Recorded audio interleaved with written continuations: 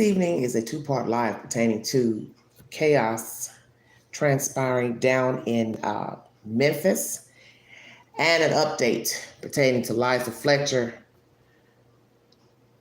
Did Mr. Abston try to bury her? I'm going to bring you that said commentary. Let's get started with this information. Thank you for joining me. Him being detained just don't help me. Like, my brother not detained, I can never get him back. Filled with emotion, Marcus Cash is still trying to come to terms with the loss of his friend and business partner, 24-year-old Dwayne Tunstall. Tunstall was killed outside Cash's home on Lindell Avenue in Mitchell Heights early Wednesday morning. I heard it, but I didn't believe it. Hello. Bullets flew through my baby window. Memphis police say it's believed he is Ezekiel Kelly's first victim in a string of shootings that left 3 others dead and 3 injured across the city of Memphis. Cash says hours before the first shooting, he and Tunstall were preparing to open their barbecue food truck business. He says they spent 3 days building the trailer themselves. We were vegetarian, we even had vegan.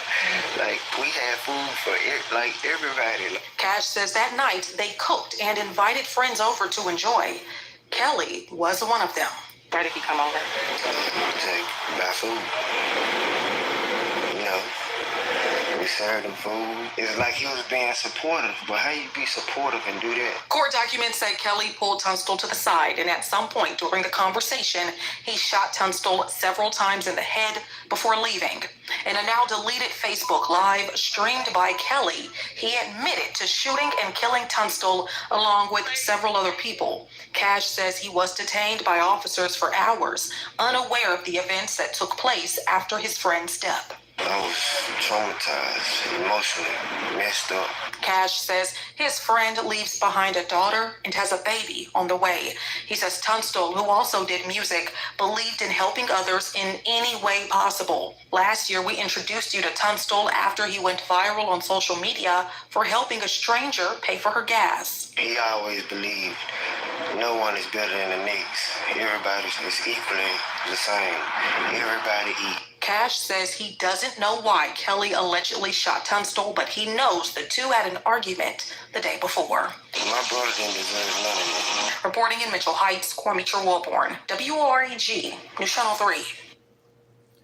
Oh. All right, everybody. Very sad tragedy. The friend here is talking about their aspirations, their goals, their dreams, food business. The friend helped a lady who needed gas a year or so ago. He and the perpetrator had an argument. What was it about? Was it serious enough to go gun him down next day? Why didn't you just shoot him when you were arguing with him? Why did you shoot these other people that didn't have anything to do with the situation? Prayers for Memphis, Tennessee. My family lives there. As my mother's side of the family lives in Memphis, Tennessee. Right now, Memphis is just on fire with the murder of Mrs. Fletcher and all the recent crimes in Memphis. It's just nonstop BS. I don't know what's going on, but it's something needs to come to an end because it's just ridiculous. I'm going to go ahead and pull up another content pertaining to this. I just brought you the first victim. It was an African-American young male. And now we're going to go to the second victim. West Memphis nurse identified as mass shooting victim. Right now, the count stands at 4 deceased and 3 injured. WREG is the source. Thank you so much for joining me. Afternoon, we're learning more about the victims in the Memphis shooting rampage. Among the victims was a West Memphis nurse named Allison Parker. WREG's Jordan James joins us now with more on how she is being remembered. Jordan. Hey, April, Allison is being remembered as one of our healthcare heroes during the pandemic, whose life was taken too soon due to what folks are calling senseless gun violence.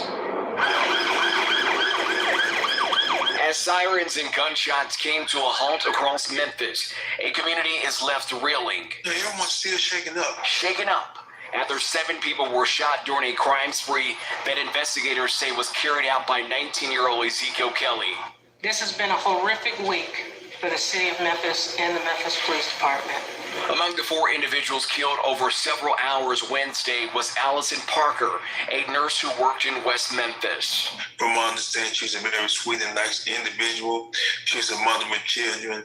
I think she was a wife, so it was just a tough situation. WREG has learned that Parker was reportedly carjacked at Poplar and Evergreen by Kelly. At some point during the encounter, Kelly allegedly shot and killed her in front of her daughter and then drove off, leading police on a manhunt which ended with him being taken into custody. As investigators work to determine a motive for the rampage, the city of West Memphis is coming together in prayer for Parker and other victims impacted by this tragedy. Our whole area needs prayer.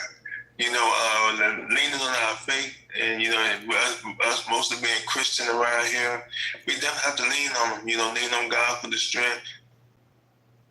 And you can find more details about the citywide prayer on our website, along with a statement from Allison's employer at WREG.com. Reporting here live in Midtown, Jordan James, WREG, News Channel 3. All right, everybody. I just made morning. Sorry about that. Now, victim number 2, Caucasian female nurse, killed in front of her daughter, carjacking. What was going on with this young man? He was a decent-looking young man, so what is the problem? Is it because of what was said between you and that guy?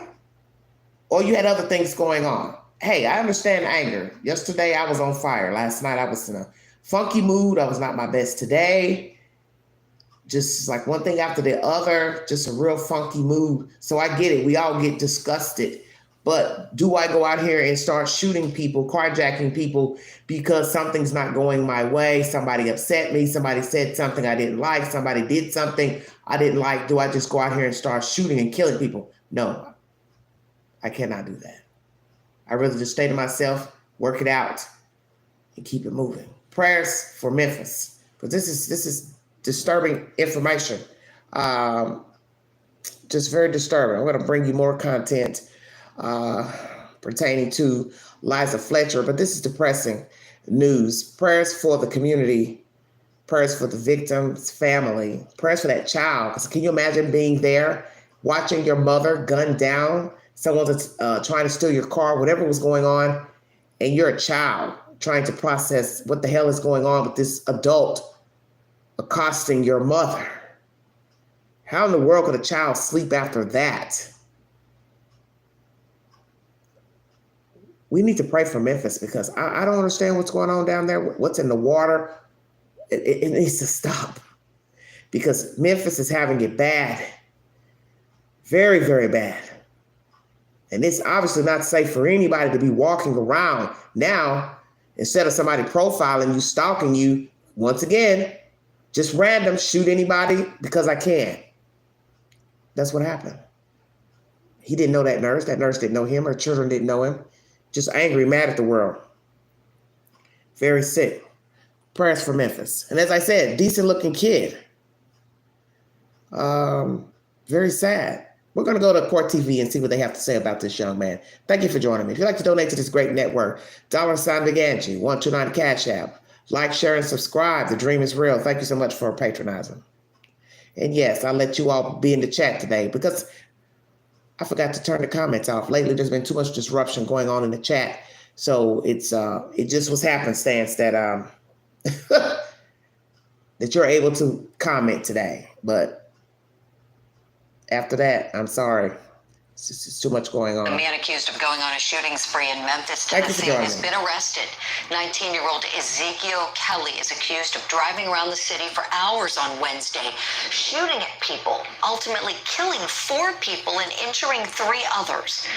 Kelly was eventually arrested late Wednesday night after crashing a stolen vehicle, according to police. Memphis detectives detailed the events during a press conference following his arrest. Take a listen. On September 7th, 2022, at 12:56 a.m., officers responded to a shooting in the 3100 block of Glendale Avenue. Officers located the male victim in the driveway. The male was pronounced deceased on the scene. The homicide suspect was known as Ezekiel Kelly. He was later identified as Ezekiel Kelly, 19 years old. responded to a shooting in the 900 block of South Parkway East. Officers located a male victim and his vehicle with multiple gunshot wounds. He was pronounced deceased on the scene. Video surveillance at the business revealed a black male pulled up next to the victim in a gray sedan. The suspect fired multiple shots and fled south on College Street. At 4:40 p.m., officers responded to a shooting at Norris Road and Interstate 240. Officers located a female victim with a gunshot wound to the leg. The victim was transported to the hospital non-critical.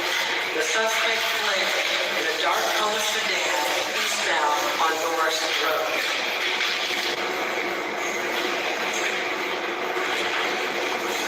At 5:59, officers responded to a shooting in the 4000 block of Jackson Avenue. Ezekiel Kelly was on Facebook Live when he opened fire inside the store. Officers located a male with a gunshot wound who was transported to the hospital in critical condition.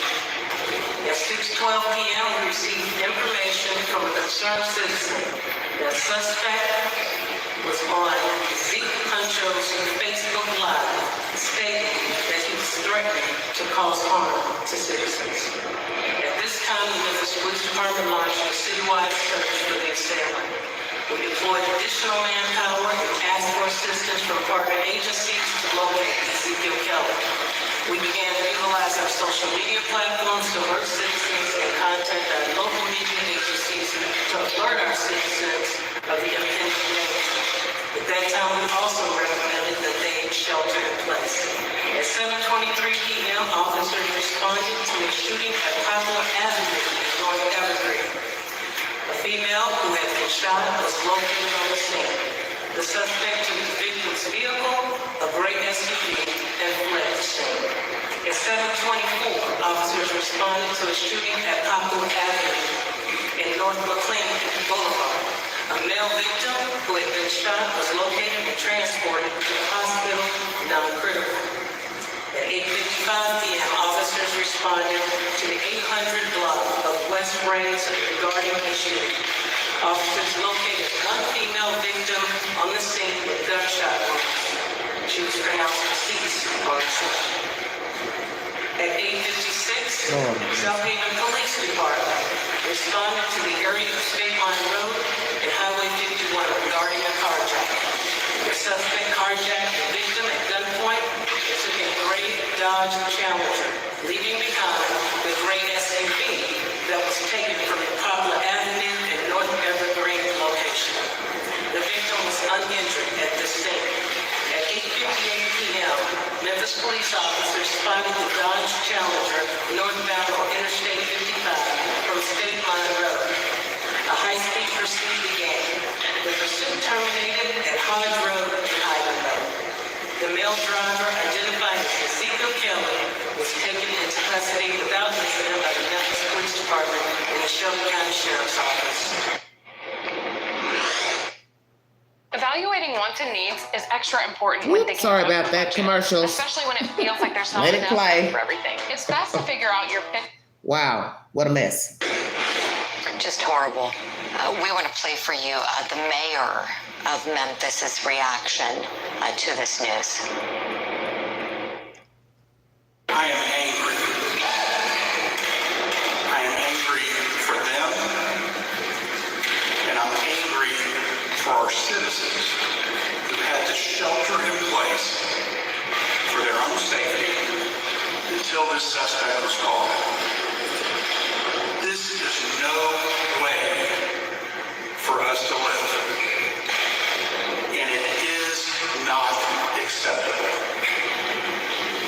The people of our city were confronted with the type of violence no one should have to face.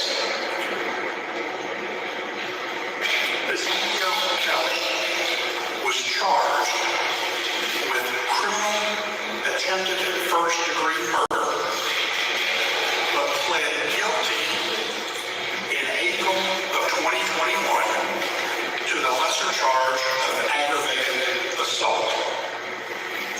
He was sentenced to 3 years but only served 11 months in prison. Wow. And was released on March 16, 2022, less than 6 months ago.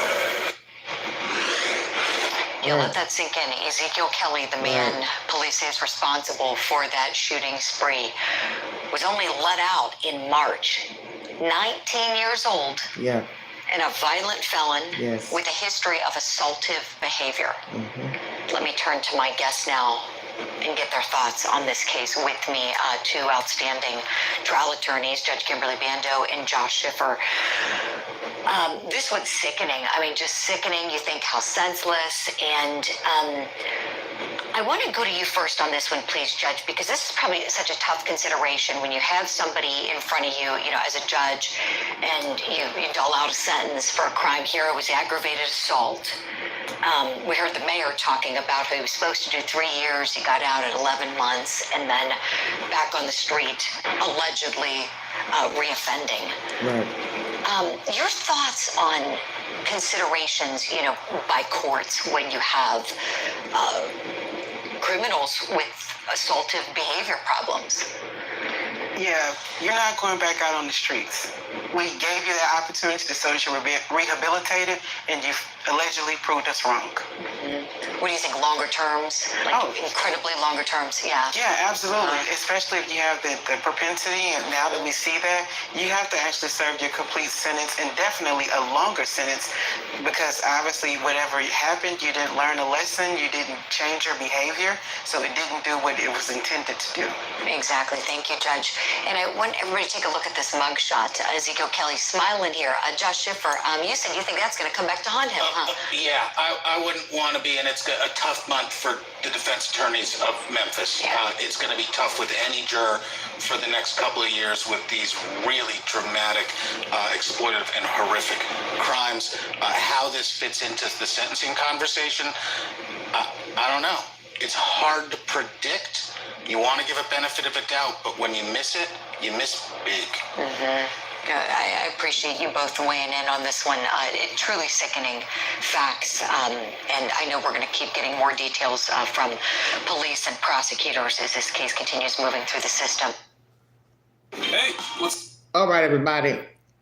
My perception of this recidivism with inmates is that there's nothing you can do. Mr. Abston, the man who's been accused of kidnapping and murdering Eliza Fletcher, is a prime example of a person not wanting to change. Okay? It's mental. You either want to do right or you don't. Doesn't matter who's the mayor, the judge, the baker, the butcher, if you're Democrat, Republican. I get so sick of hearing people talk about, oh, it's a Democrat city, it's a this. People are sick. You think they give a damn about a Republican mayor or governor or senator of their state? They have blocked everything out. They don't care about nothing. They don't care about nothing. So they don't give a damn about who the mayor, who the governor is. And you see, even when the sentence is recommended, they let them out. Excuse me. They let them out because they're giving them the recommended sentence within the law. So he tried to harm somebody a while ago. He gets out 11 months off a 3-year sentence to go right out here on a shooting spree. So that tells you right there, nothing you can do.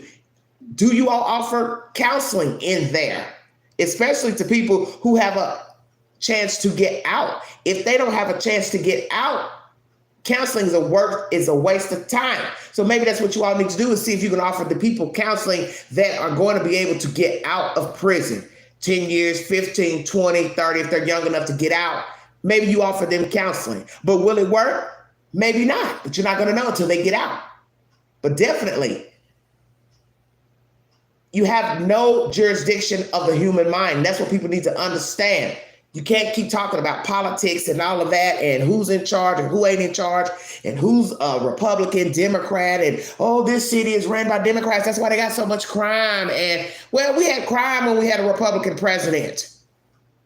Still had people shooting each other, killing each other, murdering each other.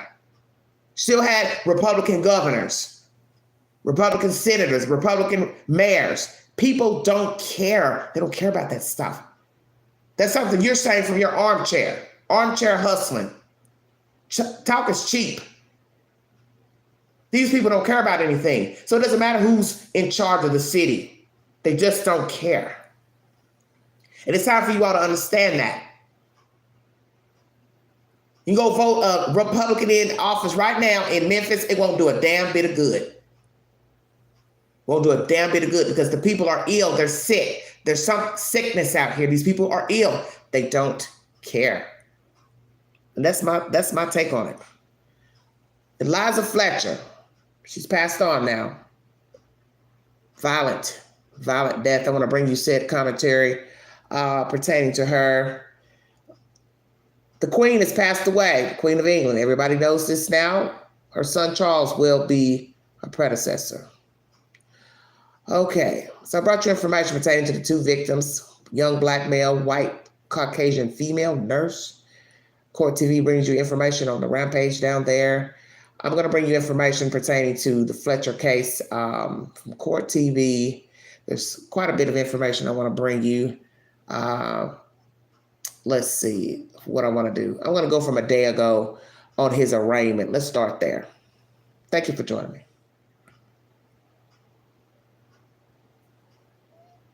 Well, come on now. This is how residents are getting out of debt. What is Tennessee Debt Relief? Don't you love these It's an commercials? organization that helps state Queen didn't block residents them out, get so help from here we go. Where the man accused of kidnapping and murdering a local Memphis teacher appeared in court for the second day in a row today. Cleotha, now going by the name Henderson, faces charges of aggravated kidnapping, tampering with evidence again. So it's our understanding. Sorry about that. Let me make this clear. This is a day old. So he's gone to court 3 days straight. Because her body was discovered on Monday. So Tuesday, Wednesday, and Thursday, Cleotha Abston Henderson. He likes to go by Henderson now. Why, I don't know. This case gets weirder by the moment. Has gone to court 3 days straight. I also wasn't able to put in the title, but I'm going to also bring this information to you as well. Did he try to bury the victim? Because I'm going to bring you content of where there is some dirt that's been moved about near the property, and it looks like he tried to bury the victim. This is a crazy story. Thank you for joining me. The most recent murder charges brought against him. However, after arriving to court, an issue with his lawyer caused the arraignment to be postponed yet again. So it's our understanding he's going to be arraigned on those homicide charges tomorrow. Let me bring in now Court TV legal correspondent Chanley Painter. She's standing by live for us in Memphis with the latest details from today. Chanley. Hey, good afternoon, Julie. I'm actually on the campus of the University of Memphis, the site of where 34-year-old Eliza Fletcher was violently abducted in the early morning hours of last Friday, September 2nd, around 4 a.m. So I'm going to have my photographer, Justin Pan, to show you this intersection. According to the affidavit of the police, this intersection behind me of Central Avenue and Zach Curlin here in Memphis, where the university campus is, you can see students walking across the street, is the site where the defendant, Cleotha Henderson, his cell phone pinged not too far from this intersection. There's, of course, cameras on the stoplights. There's cameras all around campus. There's nice sidewalks where, of course, Eliza would want to run every morning, where there are street lights lining this border of the campus here at the University of Memphis. So I wanted to give you an up-close glimpse of what it looks like now. Of course, she was running before daybreak on Friday, so it would have been dark in this area, not, of course, as much foot traffic, but I see a jogger right now jogging on the sidewalk where she was jogging in those early morning hours. So this is that location, and I come here, like you said, after returning from the courthouse about 20 minutes from where I'm standing, where the defendant, Cleotha Henderson, was in court today, Julie. Yeah, I wanted to ask you about that as well, please, Chanley. So today, I know the hearing was brief, and we've got a name change as well. Share with us the little bit that was put on the record, please. Well, we lined up. There's media here from all over the nation for this, what was supposed to be the arraignment of the defendant. And we lined up outside the courtroom. Once we're let in, the family of Eliza Fletcher was there. Her brother, I believe her father and uncle, some other family members, her husband and her mother not able to be here because they are too bereaved to be here. The judge took up a different matter first, but then all of a sudden, the defendant, Cleo Henderson, did enter the courtroom, and the shifting in the seats of Eliza Fletcher's family was very noticeable inside the courtroom. He didn't say anything today, but the judge did say that yesterday, Cleotha corrected him on his legal last name, not Abston, but Henderson. So for the record, the judge updated his name, his legal name for that record. And then quickly, the defense attorney who was appointed by the public defender's office had filed, according to the judge, a motion under seal asking for different representation of the defendant. So we don't know the reason why. Prosecutors wouldn't tell us after the hearing as well. It's under seal, but that matter delayed the arraignment, Julie. So Cleotha Henderson will be back in court tomorrow, same courtroom, same judge, same time for his arraignment on those upgraded first-degree murder charges. And the judge is expected to rule on that sealed motion from defense attorneys about the representation of him moving forward. Understood. And I know you got into town there yesterday, Chanley, as that big news was breaking of Eliza Fletcher's body being located. Obviously, the reason for now there's additional charges relating to the homicide being tacked on to Cleotha, now Henderson's indictment. I know you've been talking to people since you got into town. What are they saying to you, and how are they reacting to the situation? This, of course, has garnered headlines all over the world. When I was at the site of where her body was discovered yesterday, there was international media at that scene, Julie. So this is something that has really grabbed the hearts not only of people who live here in Memphis, but across the nation and the globe. And as I've been in the community, as I've been to the key scenes of this crime, I've been talking to community members, and particularly at the site where her body was found. People would drive by just to take a look. I would talk to them, and they would tell me how shocked they were, how much their hearts go out to Eliza's family. I also caught up with one woman who was there with her goddaughter, and she said that she spent the entire weekend in her car going through the neighborhoods and the areas of where that suspect, this defendant, had been arrested on Saturday, where he lived, where his family lived, because she wanted to help find Eliza. Let's take a listen to what she told me. He should have never been able to get back out. And my thing now, he's getting three meals and a cot. Why keep him in jail? I can't say what I want to say, but you know where my mind going. But you know, God sits high and look low. His day coming. She taught my niece. It touched me because I take care of people. And I help people out, and I was like, you know, it was hurting. To see, she out doing what she loved to do. And you took it upon yourself to snatch this lady. Me and my goddaughter, we rode from that Friday all the way up until just like last night. I was by myself when they said they found her. And on Sunday, we came to this very location. I kept telling the FBI and the police, she's somewhere close. For him to get, they're close to his brother's house, she's somewhere close. We actually drove in this driveway and sat. Probably about 10 or 15, 20 minutes. I was going to get out. My goddaughter was like, don't get out the car because we don't have flashlights. And the field was kind of high, and then she was like, you don't know what's, behind that house. And it, it's kind of hurting and shocking to me to come back, and it's the same location we was just at. Sunday, Lord. And then they turn around and found her. Lord have mercy. Very, very scary. Let me pause that there. How eerie is that, if true? She was there, her and the relative, young girl, at the place where the body was behind the house. Now, we already know that if you got there after death, naturally, you would have to get there after death. You have no reason to be just riding around looking for someone. You would have smelled the odor of decay because it sets in about 24 hours after death, the odor. So you were sitting in the driveway and she was around the building. Now imagine had that lady gotten out in the dark with the child and walked around that damn house and seen that lady lying back there. Lord have mercy. Thank you all so much for joining me. This is bad. Sorry for the commercials. Want to get y'all play everything for you all. Just one sample of the people I've talked to, even here when I have been here talking to students who cross this intersection, this area, those who are so surprised that something so violent would happen in this area. They would feel safe to jog here at this part of the campus here on the university. When I was here yesterday, I actually spoke to a neighbor, the man that you're seeing right now hanging a wreath on this, the light post at this intersection, which has since been taken down, but he lives 3 doors down from where Eliza and her husband and her 2 boys lived. And he, through tears, Julie was telling me about how amazing of a person she was, a teacher she was, a mother she was. He said that she was an heiress to a billionaire grandfather, but chose to be a kindergarten teacher. He told me, go drive by her house, which is just 4 miles to where I'm standing right now, where she would run, Julie.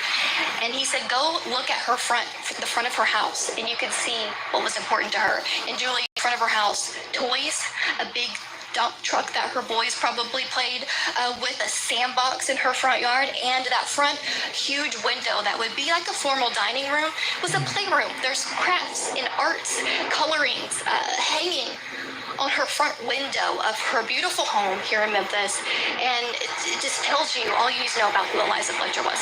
Oh, isn't that the truth, Chanley? Oh my gosh.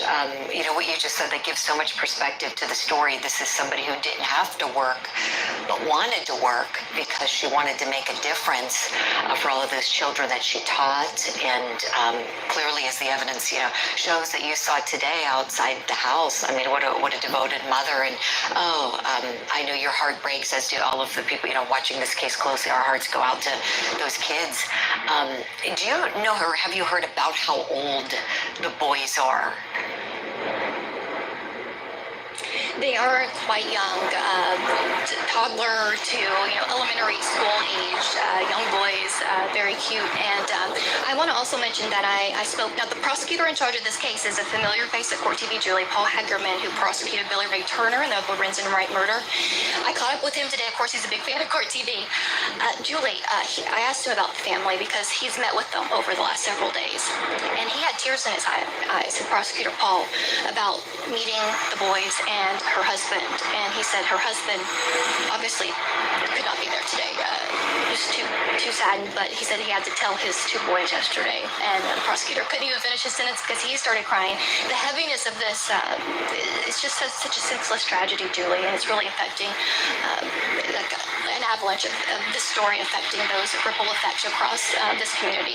Oh, you're absolutely right, Chanley, because I think one thing we talked a little bit about this on the show yesterday, how it could be anybody. It could be anybody, who is taken. I mean, here she's on a run, just going about her business, part of her routine, thinking she's, doing something healthy. You never suspect that there are predators out there.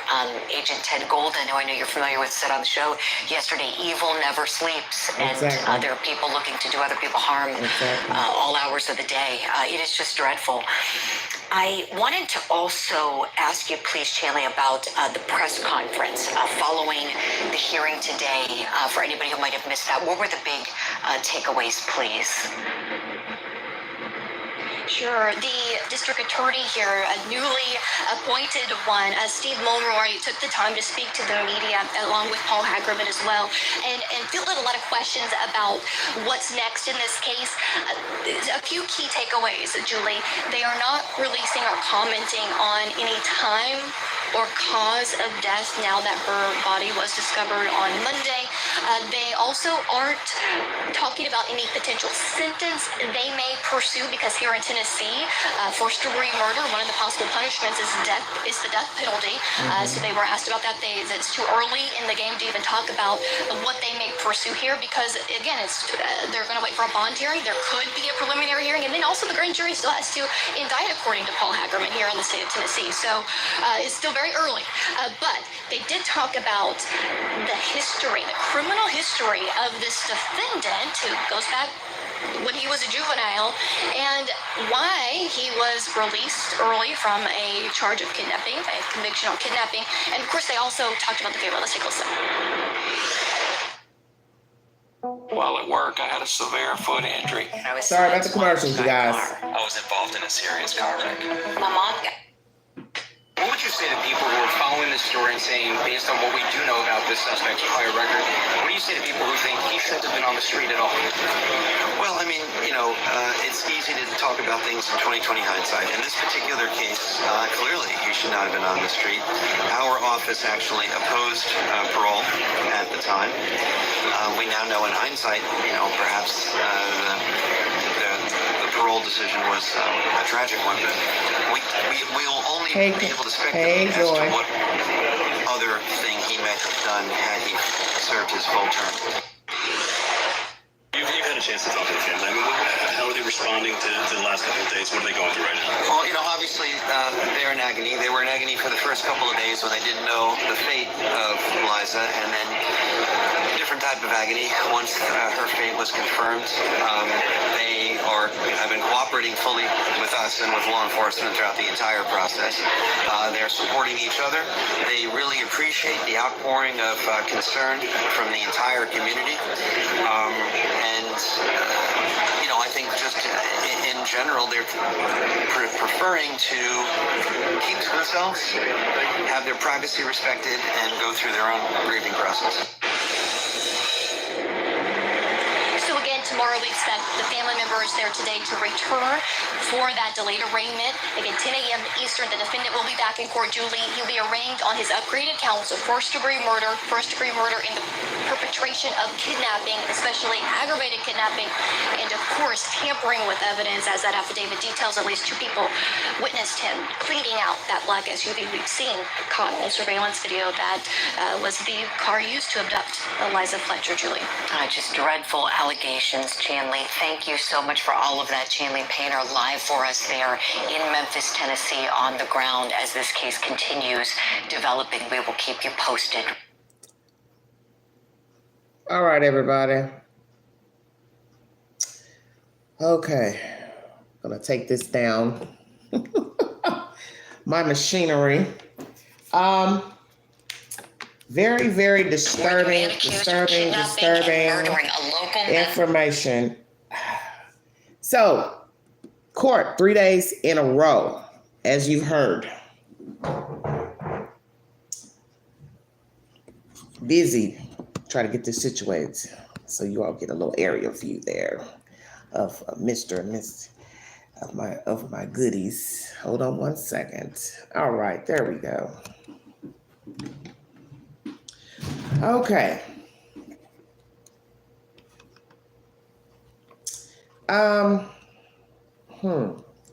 What do I want to say? The mother and the husband did not attend court, still bereaving naturally the death of Eliza Fletcher. He's attended court 3 days in a row. Premeditated murder, perpetration of a kidnapping in a murder. Aggravated kidnapping, all the said charges. The fact that he was released early. As I said before, I really don't think it would have mattered had he gotten out 4 years from now, because he's a sadist. And that's something you all are going to have to understand about a sadist. You can tack on all the years, so long as he's alive and breathing and the parole board says, hey, we're going to let him out, let her out. You're banking that they're going to do right when they get out, especially since he was a child when he went in. But he has obviously seen too much, experienced too much as a child, teenager, to where he was at the point of no return. That was the purpose of him kidnapping the one man at the age of 16. He was already far gone. Now you count 20 years in a penitentiary with a bunch of heathens, sadists, rapists, murderers, fiends. As I said, probably watching, hearing sexual assaults exacted in the prison. He probably was sexually assaulted, because you got to remember, he was a young person when he went in there. He was tainted going in, and he was definitely tainted coming out. So it wouldn't have mattered if he had gotten out 4 years from now. He would have assaulted, kidnapped, raped a woman. Bottom line. I don't think it would have mattered. Because you have to ask yourself the obvious. You're out, you're free, you have the opportunity to better yourself, get a trade, go to school, do something with yourself. The only thing you can think of doing is running around in the dead of night using someone's SUV, stalking a Caucasian woman. For what reason? Because you're sick. So if you were sick 2 years ago, less than 2 years ago, you would be sick 4 years from now. You're not going to make me think 4 more years in prison would have done him any good. I don't think so. I don't think so. And as you heard them saying in this commentary, a lot of the people on the campus, the city, still feel safe to run, jog over there. Well, I'm going to tell you this. Knock yourself out. You want to run over there at 4 in the morning, 2 in the morning, that's on you. But you better hope there's not another Cleotha Henderson, since now he's going by another name, is out looking for somebody to rob, assault, and kill. Because Memphis has high crime right now. So I don't know how anyone in their right mind could even think that that university is safe. How is it safe when it's in a city that's riddled with crime? You think because what? The lawn's cut, it's manicured, it's got little pretty bushes and flower beds, that means something? Well, Cleotha came from the urban side of town and drove around that little pretty neighborhood and abducted a white woman. So all bets are off on it looks nice, aesthetically it's pretty. Oh, we don't have a lot going on over here. Well, you got a lot going on in Memphis. And the campus is in Memphis. So that's all she wrote. You need to be aware. Just like all those cars were parked in the background that you saw where the girl was filming the news, and you just crossed that big street. Over there is a big parking lot. Well, guess what? That's a perfect place, too, to get carjacked. You think somebody wouldn't just be sitting around waiting for a victim? Pretending to be lost? People do it all the time. People do it all the time. People will rob you when it's 12 o'clock noon. Because they don't care. 4 o'clock in the afternoon, they don't care. They don't need a reason. Just like what happened yesterday, the shooting, the guy going around shooting everybody, he didn't care. Whatever the hell was going on with him, he was mad, he was angry. He just decided to shoot random people, black and white. Hell, he didn't even discriminate. Because that's the whole point. You don't know people. You don't know what's on their mind. You don't know nothing.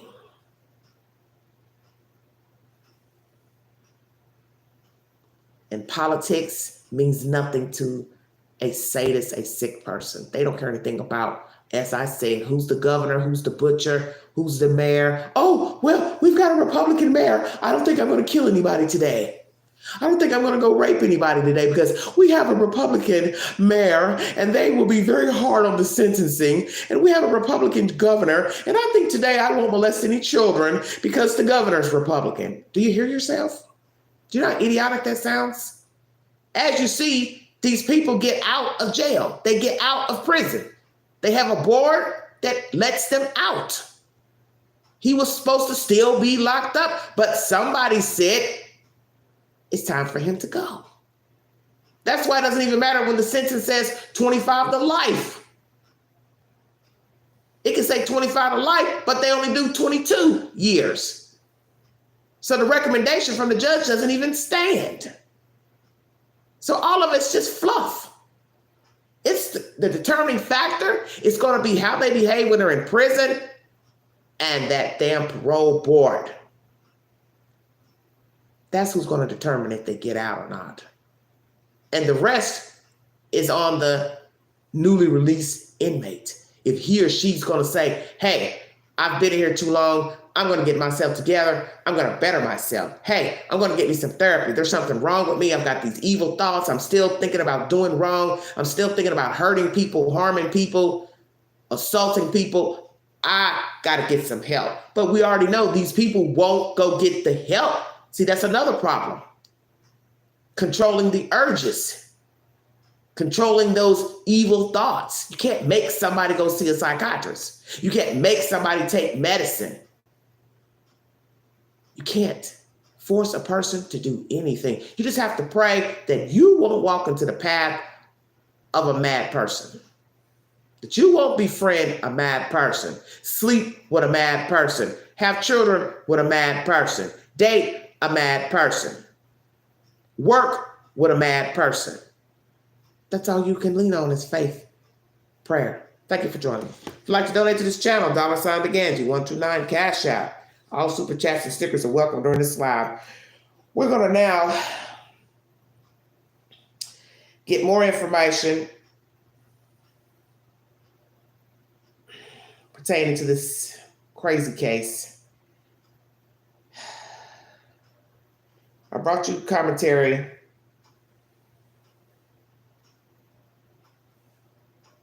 about Mr. Henderson. That's the name he wants to go by now.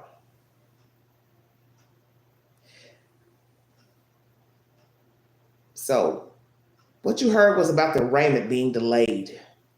There's also new information about new evidence, which I told you about that. Video surveillance shows him cleaning the car. And then we have this other information about accused killer back in court. This was uploaded an hour ago. Trying to see, make sure I play what I want to play.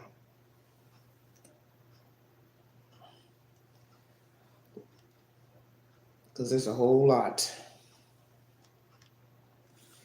Thank you for joining me.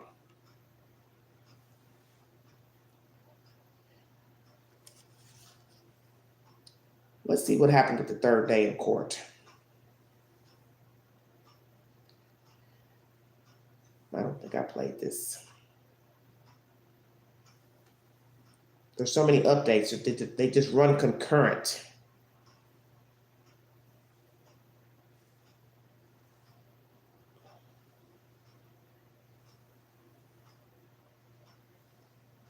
All right, everybody.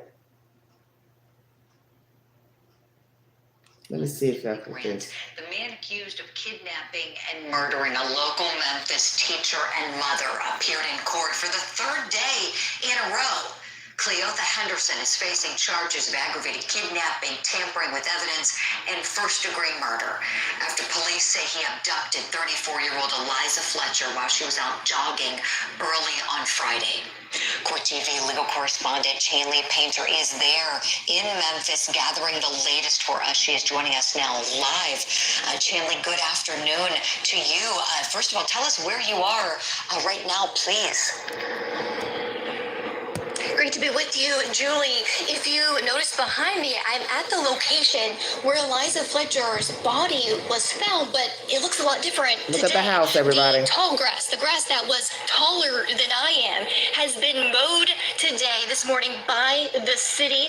You can see, of course, the house behind me, the balloons, the flowers, the memorial still growing, and to the back steps that you can now see because there's no longer the grass fence, on the other side of those steps would be where authorities found the body of 34-year-old Eliza Fletcher after more than 3 days of searching.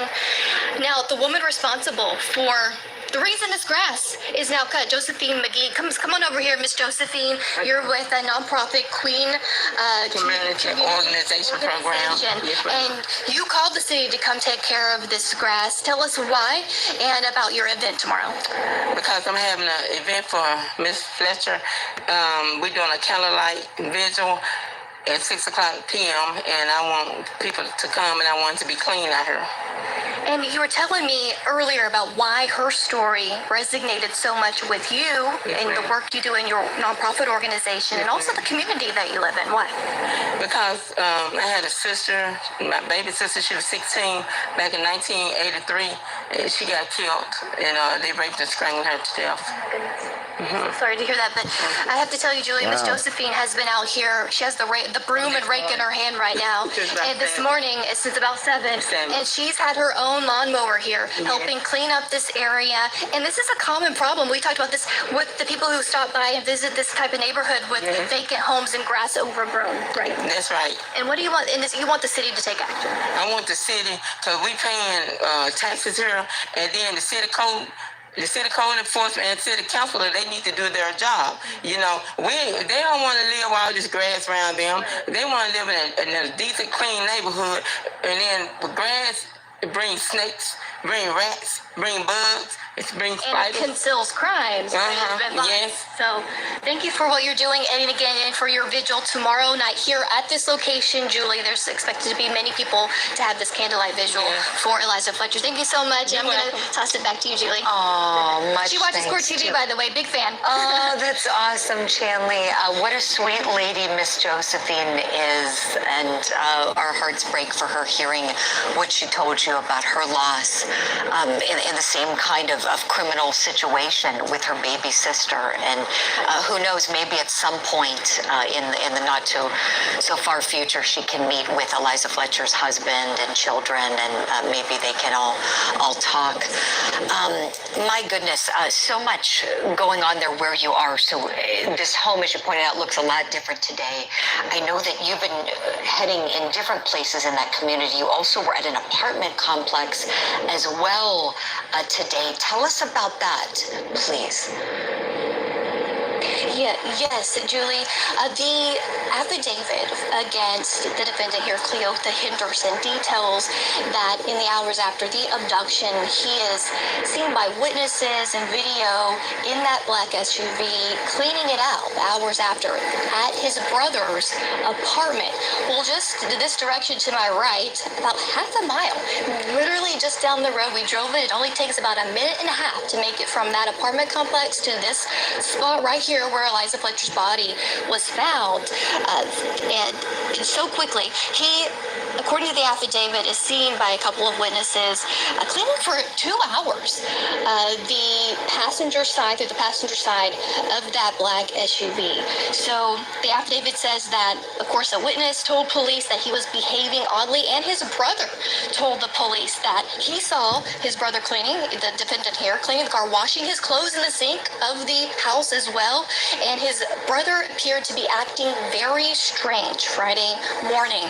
So there is a surveillance video from that apartment complex that was obtained by local news station WREG. They claim that Abston is the one seen arriving to that Longview Garden Apartments around 8 a.m., 7:57 a.m. Friday. In the footage, he sits in the car for a while, and then he goes inside his brother's apartment, and then he leaves the apartment and spends an hour, almost a couple of hours, in that passenger side, allegedly cleaning out the back of that SUV. Julie. Oh, wow, Chanley. Yeah, we're looking at that video you're referencing right now.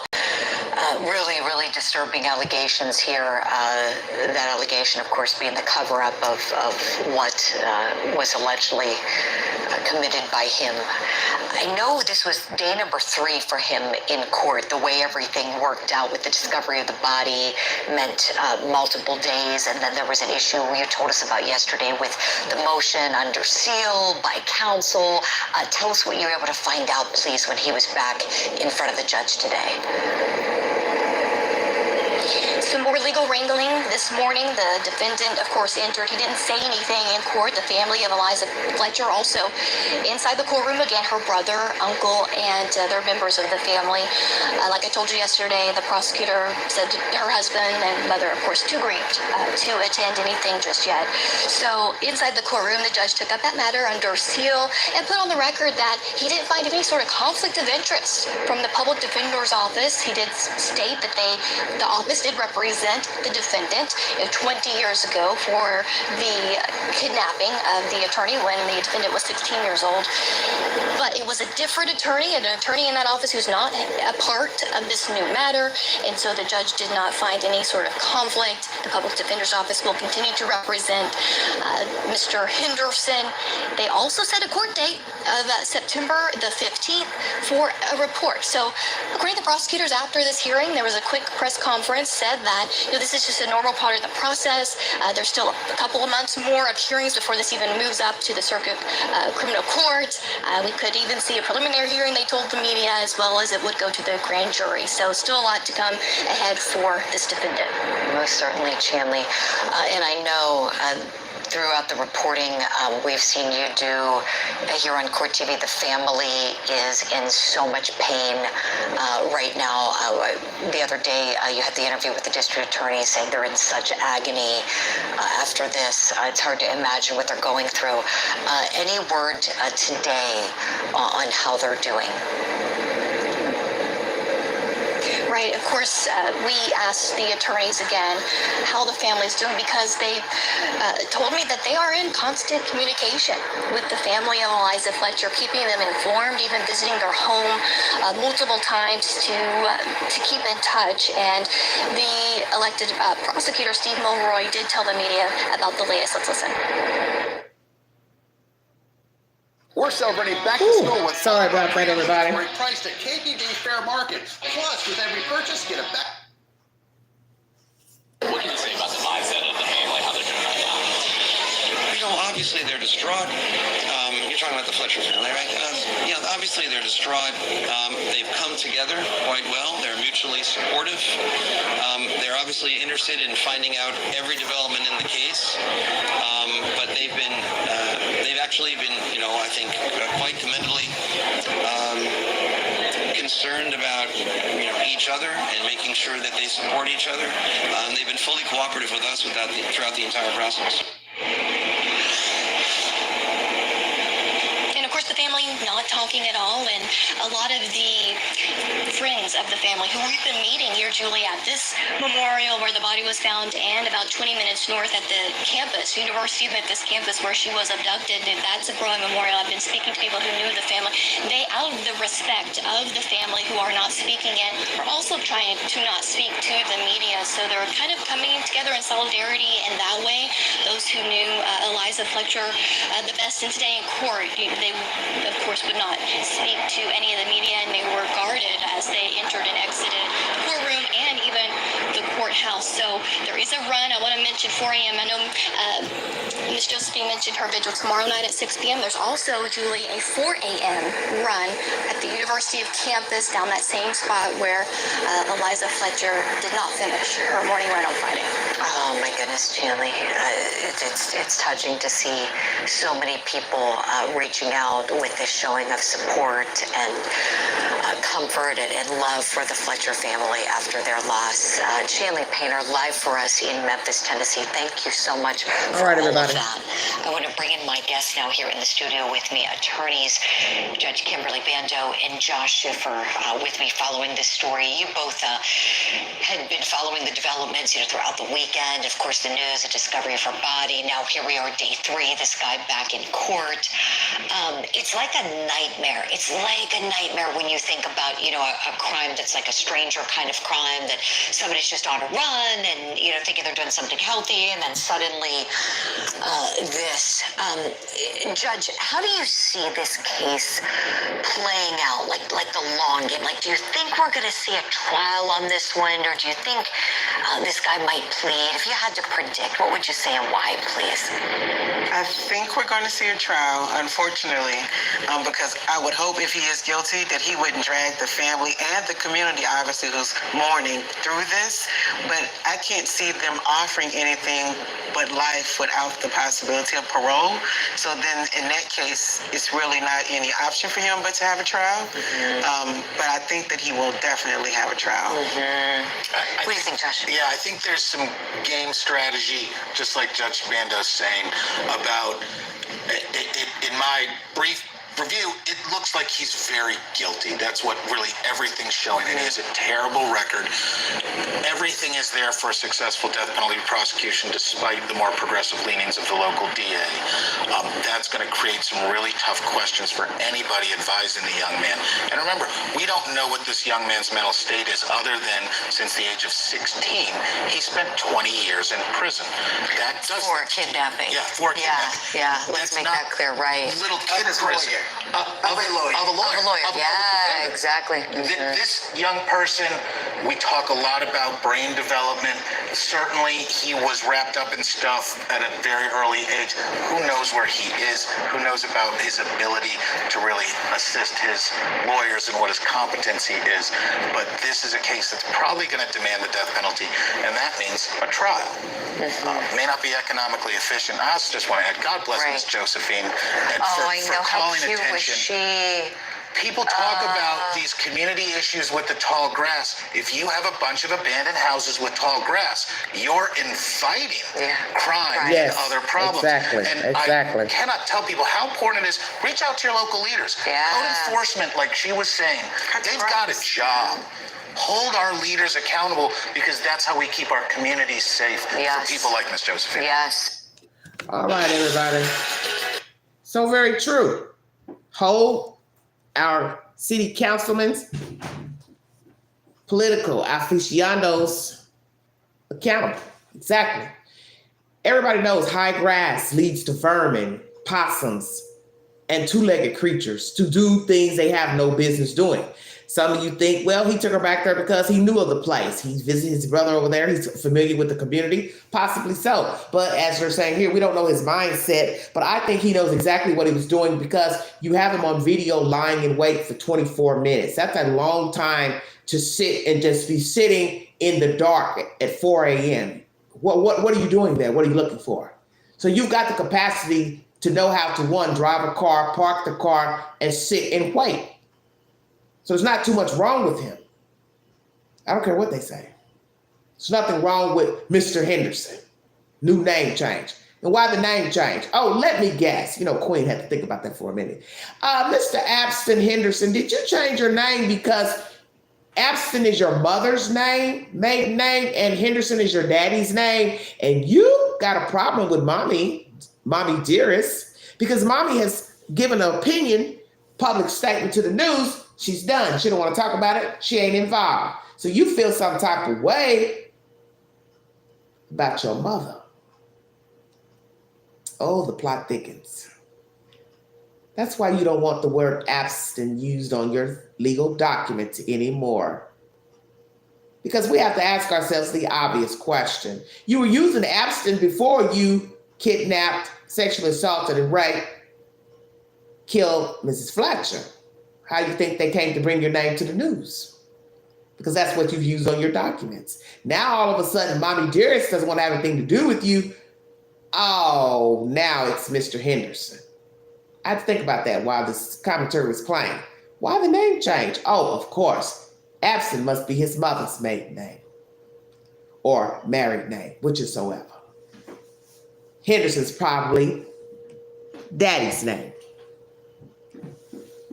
Did I get that right? Mr. Abston Henderson? Pookie? Did Queen get that right? Because I'm good at discerning things.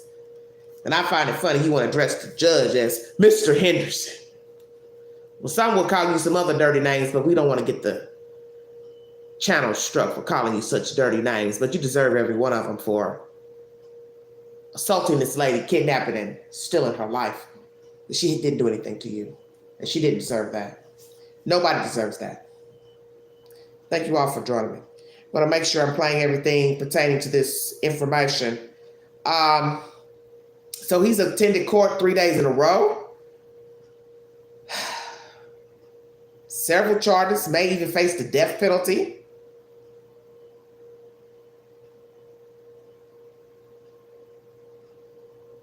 I'm going to read you one of my polls I put on my channel a day ago.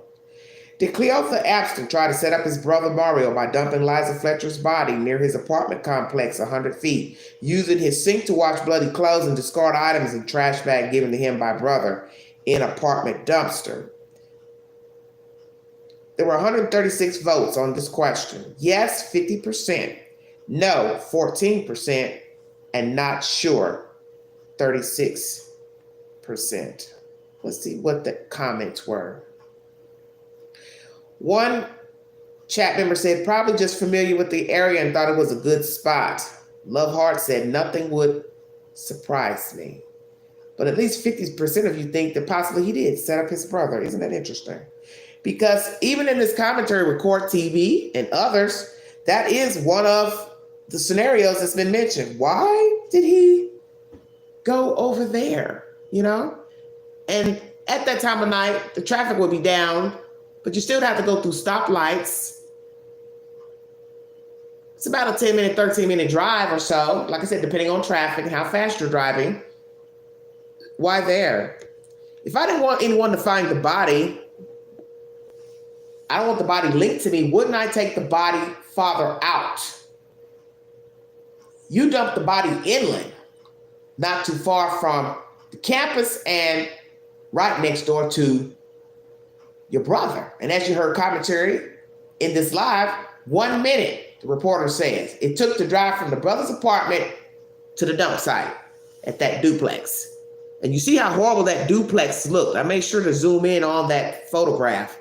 How bad that looks for that to be a woman's last resting place. Possibly assaulted back there outside or in that SUV, and then to be thrown out like trash. And it's also some earth has been moved on the side of the building, which it looks like perhaps Mr. Henderson was trying to dig, but we already know how much digging it would take to try to bury a body and cover it up. You need a shovel, Mr. Henderson. Pookie, you didn't have a shovel. So you just said, the hell with it. I'll just leave her out here. So the animals, vermin could ravage her body. Why didn't you take her father out to dispose of her body? Because in the end, we already know your mindset. That's why I know you know right from wrong. You figured, well, I'll take the shorts so they won't implicate me in case you released yourself on her shorts and also inside of the victim. But you didn't go inside the victim because you couldn't get it out.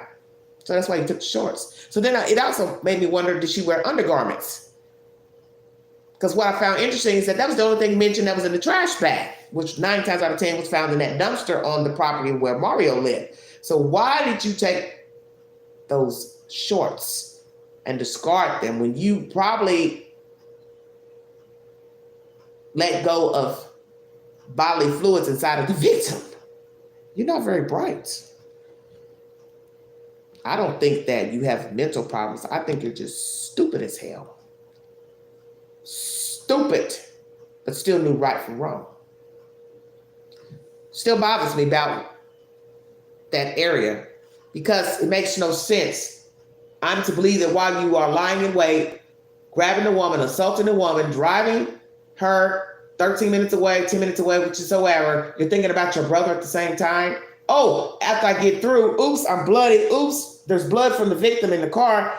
I'm just going to go mosey on up here and knock on the door in the AM and ask to wash my clothes in the sink and ask for cleaner and trash bags when we already know there was no purpose in washing your damn clothes. You weren't going to get the blood out, depending on how much blood it was.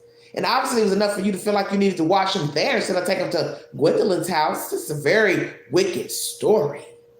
And when you look at the crime scene, the house, you see the shingles coming off the top of the ceiling. The ceiling is coming off. The front facade is coming off.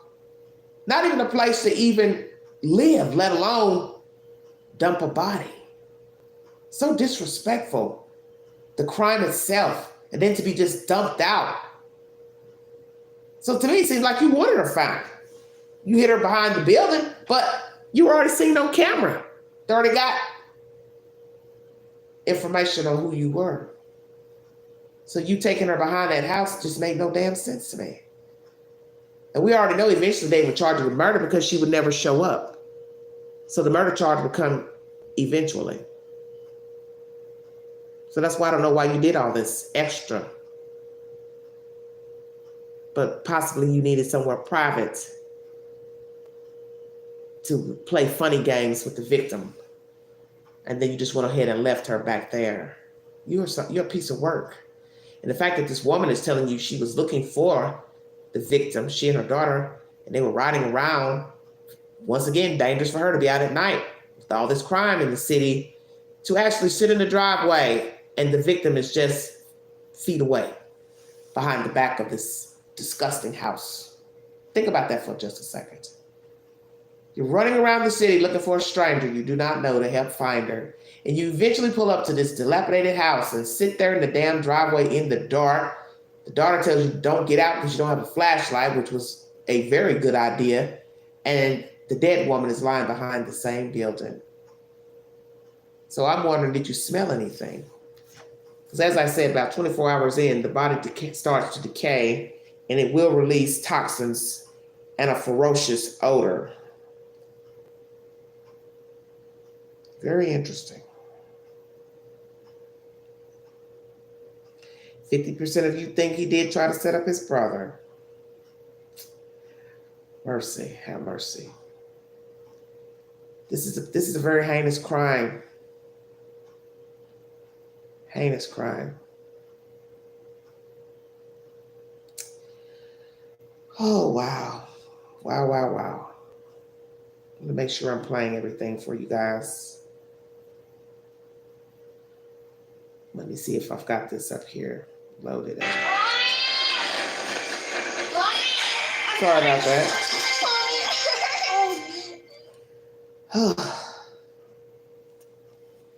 New evidence. Victim cleaning his car. Her accused murder's brother. Let's take a look at the map together. Eliza Fletcher was abducted at 4:20 a.m. in the morning on Friday, September 2nd, from the intersection of Central Avenue and Zach H. Curlin Street near the University of Memphis campus. Her body was located by law enforcement at an abandoned home, which was about 7.5 miles away from where she was abducted, and this is in South Memphis. The affidavit for Cleotha Henderson's arrest states that he was seen at his brother's home, which was just half a mile from the site where Eliza's body was found around 7:50 a.m. And just hours after the abduction, he was cleaning out his car. That affidavit says that 2 witnesses, including his brother, told police he was cleaning the GMC Terrain with floor cleaner, washing his clothing in the sink at home, and acting strangely. And today, WREG obtained surveillance video that shows Cleotha Henderson cleaning out his vehicle, his car, the Terrain. Now, if you watch this video closely, you can see that black GMC Terrain pull into a spot in the parking lot of the Longview apartment complex, again, where the defendant's brother lives. And then he exits the vehicle and returns to clean it. There you can see on the video on your screen as he is right there exiting. You can see him in this video. Let's bring in now our own law enforcement experts joining us in Nashville, Tennessee, retired sergeant for the Nashville Police Department, Melissa Pinkleton, and in Atlanta, Georgia, former special agent in charge with the Bureau of Investigation in the state of Georgia, Trebor Randall. Thank you both for joining us today. This is to me one of the most frightening cases because statistically we know all too often crimes are committed at the hands of people that know the victim. But in this case, at this point in time, it appears to be a stranger. The defendant is a stranger. Yes, he's presumed innocent, but at this point in time, he is in jail without bond for the kidnapping and murder. So let's talk first about that aspect of it. Melissa, what are your thoughts when you hear stranger? My thoughts are that first, the police did a really good job tracking this guy down very quickly. He knew the route that she ran. They were able to go ahead and track that route, get the cameras along that route, and figure out who this was quickly and get to him quickly and get him arrested for those kidnapping charges.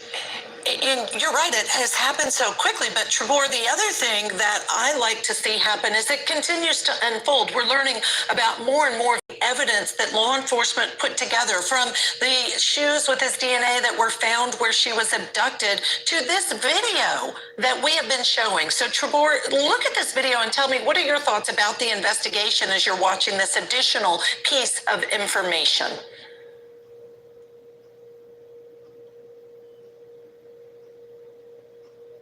And I may not have Trebor at the moment. So Melissa, let me ask you. I'm here, actually. Okay, great. Thank you, Trebor. Thank you. So yes, tell us your thoughts on the investigation in that video that we were just watching. I think, as she already alluded to, this came down to, good old-fashioned police work.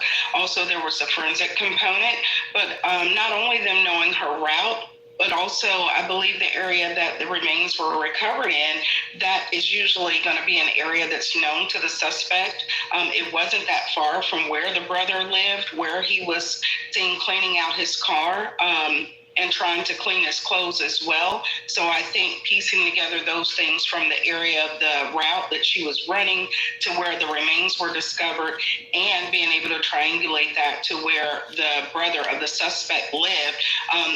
This is painstaking work, around the clock, at very little sleep, but basically piecing these things together, and especially having witnesses, not necessarily eyewitnesses, but witnesses to his, behavior that was described as abnormal, and also the cleaning of the vehicle, which indicates he was trying to hide evidence. There's so many different things that are coming together. And I think, significant to me, we talk about the legal aspect of this and probable cause and the arraignment. Those are the first steps when a defendant has been charged with a crime. And it's based on probable cause that that person committed these particular crimes with which they've been charged. In this case, Cleoth has been charged with the kidnapping as well as the murder and one other charge, tampering with evidence, for this young lady. But tell me about your expertise, the law enforcement piece, because Melissa, as we're watching and talking to Chanley, literally right before she comes on air, she sees the police officers come with another person with some cutouts of what look like the shoes, and the person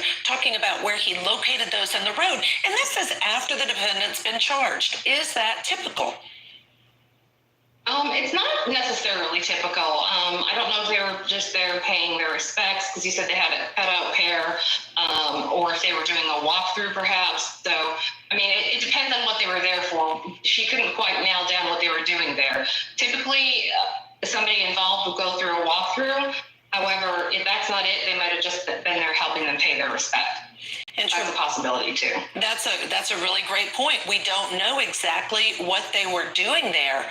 Trebor, we do know that this defendant, again, presumption of innocence, but he is facing these charges. He is in jail without bond, presumption of innocence. However, tell me this.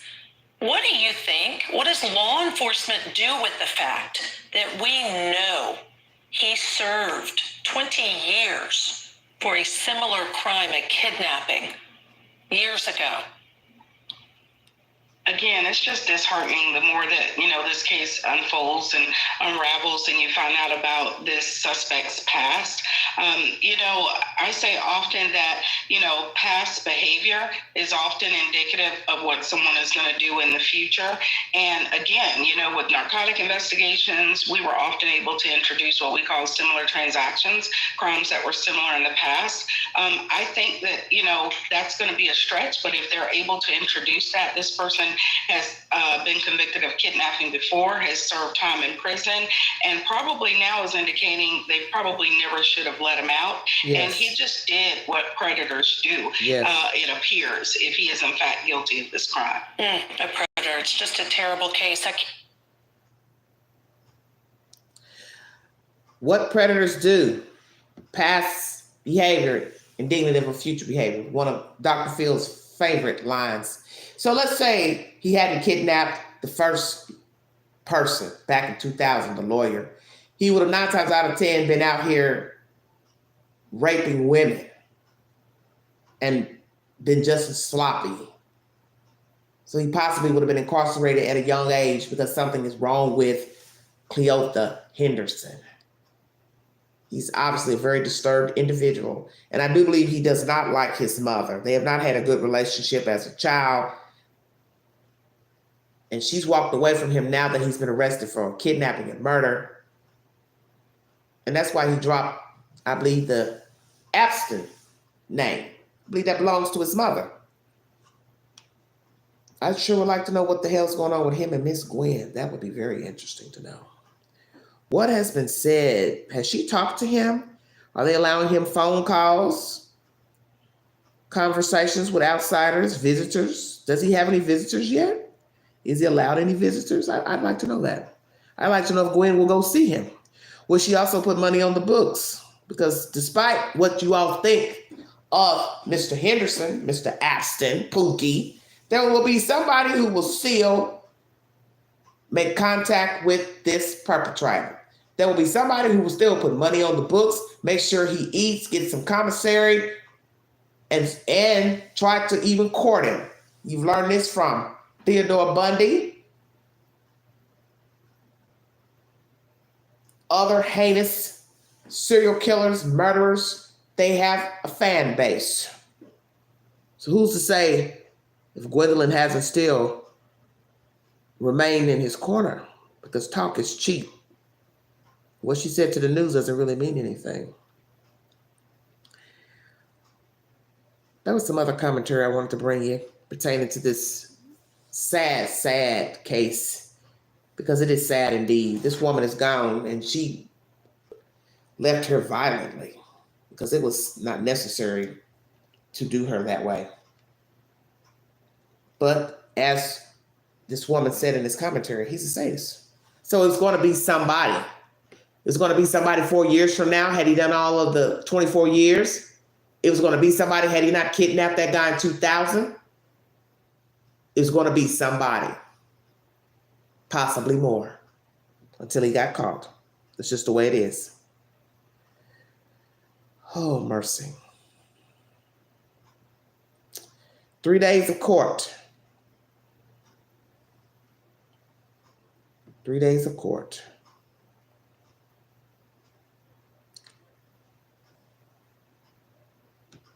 And yet he stands there in court as if he's done nothing to this woman, her family, her children. Her mother and husband did not attend court. Hello, everybody in there.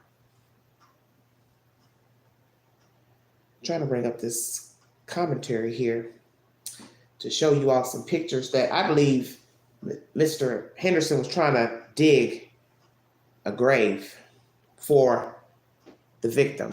I want you to look at this picture here. See how tall the grass is from the street? You can barely see. You can see the house still is in disarray. There's Victor Street and East Person Avenue.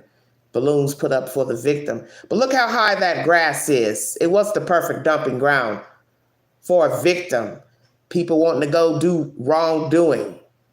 Get high. I was also wondering if there was access to the house. Could a person actually walk in a door? That was on my mind the other day, and I forgot to mention that to you guys.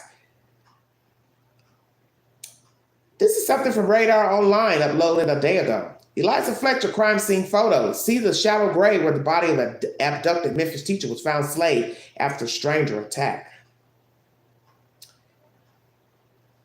Let me show you the pictures.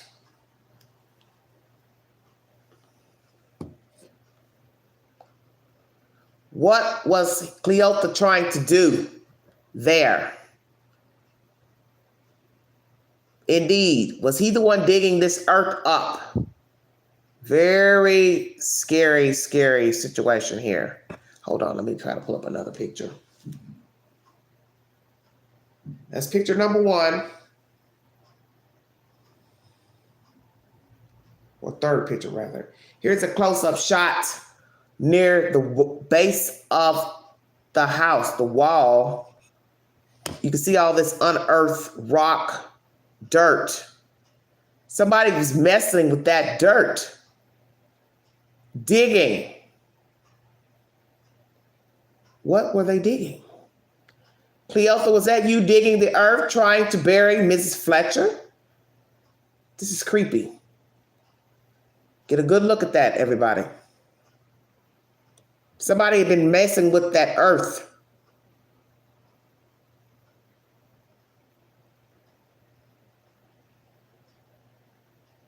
Lord have mercy. In the dark, assaulting someone and then trying to bury them, perhaps. This is creepy. Here's another view of the house and the steps where the victim was found. There are the steps to the side of the house. At the rear of the house, here's a view of the earth. You can see it has been dug up. But closer to the stairs, the earth is flatter. Now look, a foot away, 2 feet at least, the earth has been moved. You see the earth closest to the wall, it's untouched. Somebody was digging there. Was that Cleotha Henderson trying to dig a grave for the victim? Another area view of the house. There are the steps. The doorway is boarded up. House is falling all the way apart. Here's another area view from the stairs. Somebody was digging in that dirt. Was it Cleotha Henderson trying to dig a grave for Eliza Fletcher? This is so baffling. Lord have mercy. Let me finish my commentary. Thank you all so much for joining me. Cops smell an odor of decay and notice car tracks in the grass adjacent to the driveway of the address where Memphis heiress Eliza Fletcher was found. Radar has confirmed the intense manhunt for the teacher ended 5:07 p.m. on September 5th at the 1600 block of Victor Street in Memphis, Tennessee, when officers located her body in a shallow grave in the rear of a vacant duplex apartment. There you have it. Let me say that again. When officers located her body in a shallow grave in the rear of a vacant duplex apartment, according to a Memphis Police Department affidavit obtained by RadarOnline.com. Officers noticed a set of steps just north of the rear driveway. The documents charge, adding they located an unresponsive female lying on the ground. Investigators then canvassed the surrounding area and spotted a discarded trash bag roughly 0.3 miles away on South Orleans Street. And when you look closely in that dirt, you can see something red in there. That is possibly blood that's in that dirt. I could be wrong. The bag contained purple Lululemon running shorts that were considered with the ones Eliza Fletcher was last seen wearing, police added. In a series of photos, the police tape typically used to cordon off crime scenes has been lifted, but the eerie images show where police located and positively identified Fletcher's body. Fletcher was jogging in the early morning when she was abducted near the University of Memphis. A man approached the 34-year-old and forced her into an SUV after a brief struggle. Surveillance footage showed a black GMC Terrain passing and then waiting for the victim to run by in the affidavit. According to the affidavit, a male exited the black GMC Terrain, ran aggressively toward the victim, and then forced the victim, Eliza Fletcher, into the passenger side of the vehicle. There appeared to be a struggle. The vehicle then sat in the parking lot with the victim inside for approximately 4 minutes before it drove off. U.S. Marshals arrested 38-year-old Cleotha Abston Henderson after police detected his DNA on a pair of sandals near where Fletcher was last seen. He has been charged with first-degree murder, premeditated murder, and murder in perpetration of kidnappings in addition to other counts that include aggravated kidnapping and tampering with fabricated evidence. Officials said Tuesday that they have not gotten very much information from the suspect. And that's that. Cleotha has not spoken with authorities to who, when, where, why, how, motive. Why not? Will he testify at trial? Probably won't. Will he run off at the mouth in the jail or prison? Yes, he will. It has been said in commentary I brought that he likes to brag, obviously, about whatever he's done. So he also has new fraud, identity theft charges added on, $10,000 bond that was added on. And now his bond has been revoked for the kidnapping because now he has a new charge of fraud and first-degree murder. And he may also be facing the death penalty. How do you feel about Cleotha facing the death penalty? Do you think he should get the death penalty? Because indeed this was planned, and we don't know a manner of death yet, but I won't doubt that he had some type of tool inside of the passenger seat of that car or in between the console and the seats. He had something because it has been revealed in commentary that the victim suffered a serious injury. That is the very reason why he was cleaning the passenger floorboard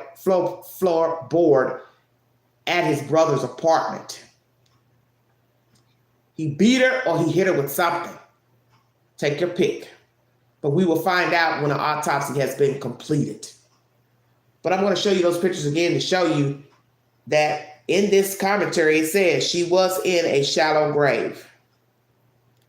This is so disturbing. It's like there are no words to describe Okay. Here is the suspect. Before 2000, or a little bit after 2000 mug shot, he was a younger, fuller face fella versus this version, which I believe is a crackhead. And that's what I think. I watched him in court. I looked at him. He looks leaner in stature. I do believe Mr. Henderson is a drug addict, and that was one of the main purposes for stalking Fletcher, lying in wait. He was looking for money, funny games, and then murder.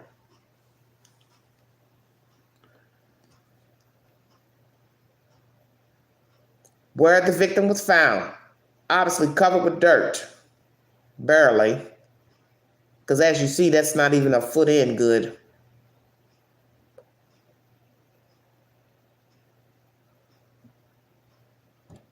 It's very scary to be lying back there alone. No one to help you, no one to save you.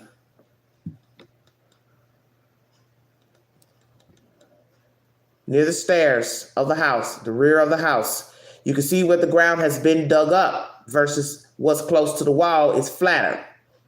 He obviously covered her up. That is what's being said in this article. The victim was covered.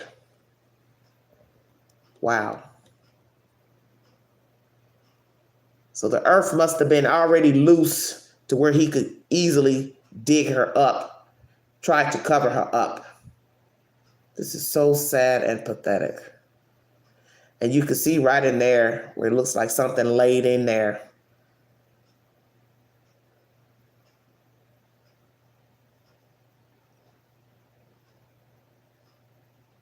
How morbid to know this was her final resting place, behind a dilapidated house in the hood. Go ahead and say it. Alone. Die alone.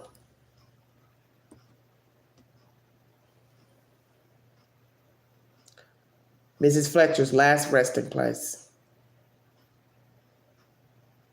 Yeah, I believe that red tent you see back there, that's possibly blood. Oh, Lord. And that deep crater, that's possibly where her head was. This is sad to me. Street view of the home. Victor and Purcell Avenue. As you see, the grass was very high until the neighbors went in to cut the grass. Asked to gather there for a memorial for her. Radar Online is the source. I'm an hour and 32 minutes in. Thank you for joining me. Oh, mercy.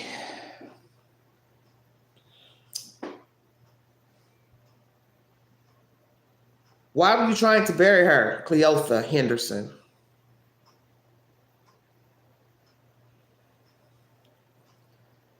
What I'm trying to figure out. What was the purpose? You know you didn't have a damn shovel to bury this woman. So why would you try to bury her? It's dark out there, no shovel. I'm still trying to figure out why you went to that location. And did you try to set your brother up? These are some very interesting questions because this story makes no sense. But that's the point. It's not supposed to because you're a sadist and your thinking is illogical and ignorant. So it won't make sense. Because I have no reason to be wanting to stalk anyone and assault them and kidnap them, beat them up, and then bury them. Only you know why you did that. We'll probably never get the truth. We'll probably never get the truth.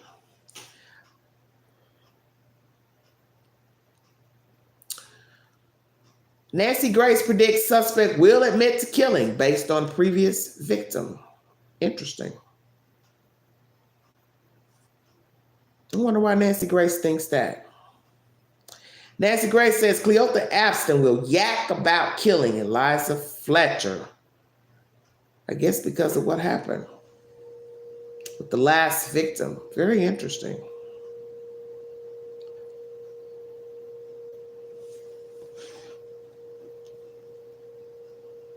One second. I'm going to play this little brief commentary, see what Nancy Grace has to say, because I think that's very interesting. She thinks he will probably blab about it, yes. But will he confess in court? I don't know. He should just ask for a bench trial to save the family the agony of hearing all the dirty details and seeing the photographs and the pictures. Just be done with it. Have a bench trial by the judge, plead guilty, and get on your way. Because I think you've been wanting to go back to prison anyway. That's how it looks to me. You've been wanting to go back.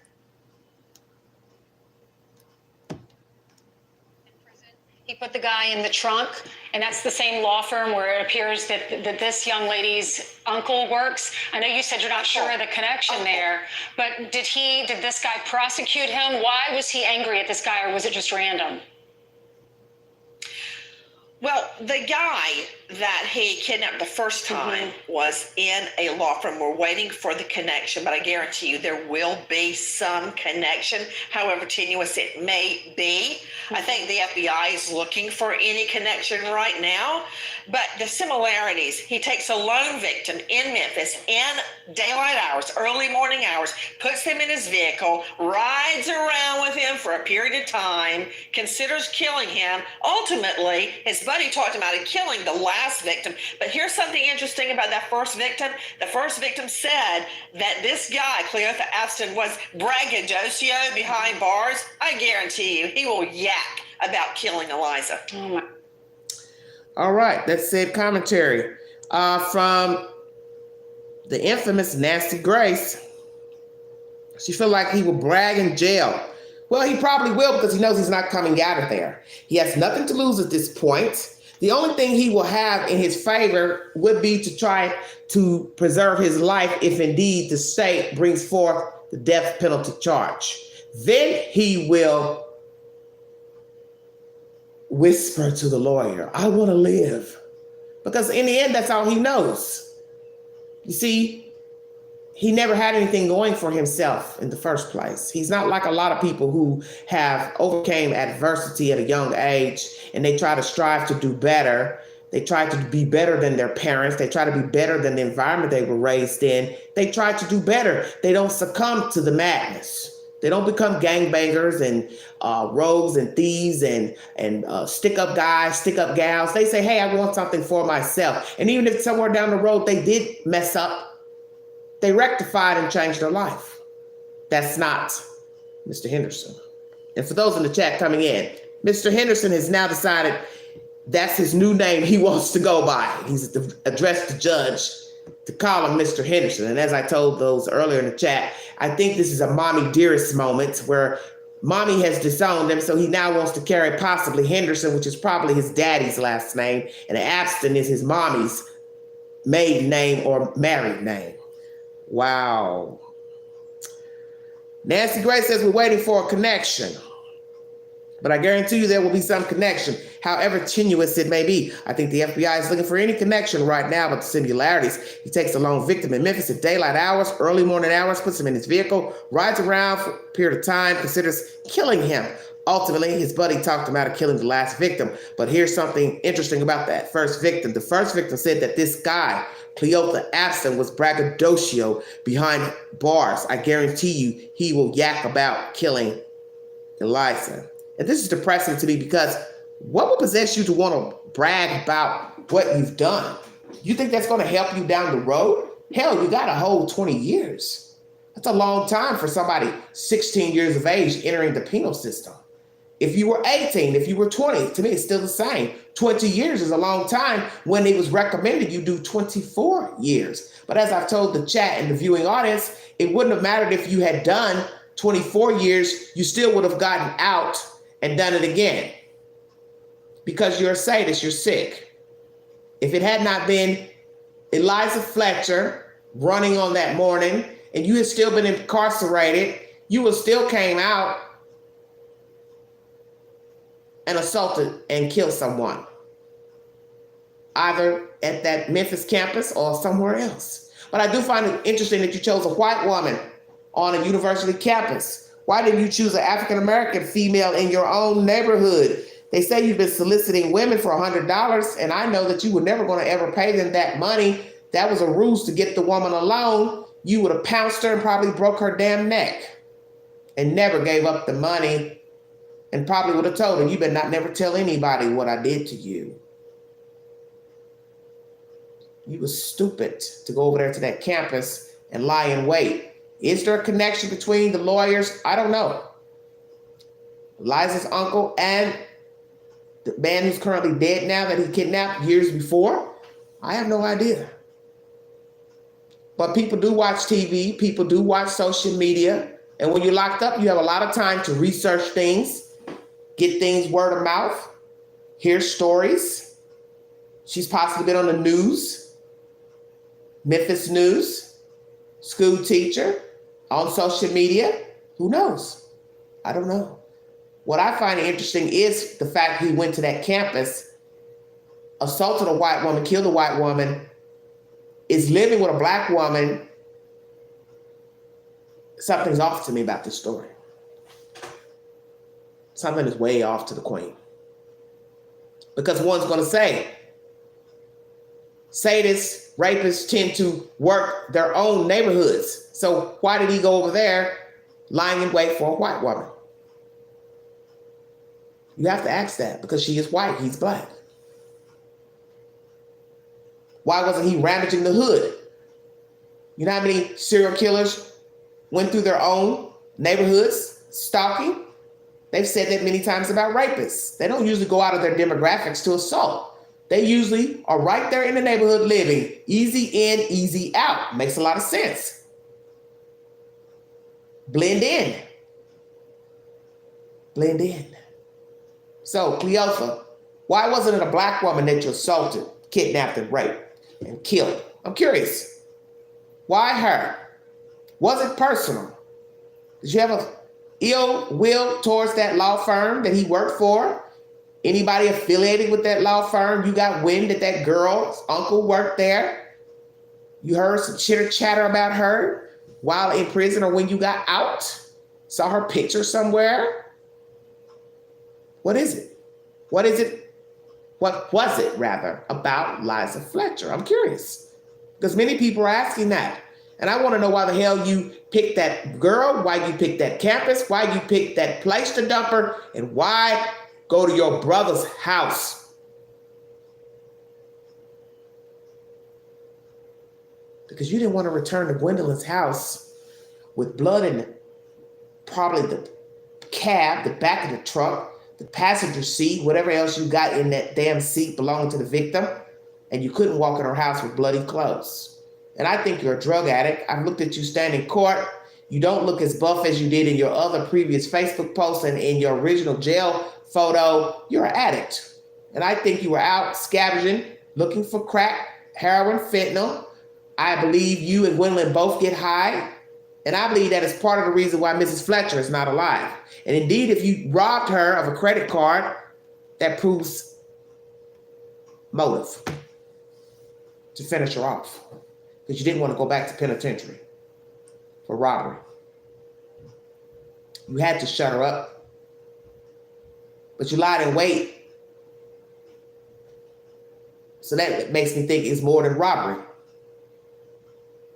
Because nobody just takes a victim off and play funny games with them just for robbery. So you're also a sadist and a thief. And most sadists do steal from the victims. Many people will tell you who have been sexually assaulted in their homes, the sadist stole something from them. Jewelry, mementos, underwear. Gotta have a keepsake of my little misdeed. You've been waiting a long time to do this. I brought you all commentary where someone said that in audio. He's been waiting a mighty long time to assault someone. He's thought about it every day.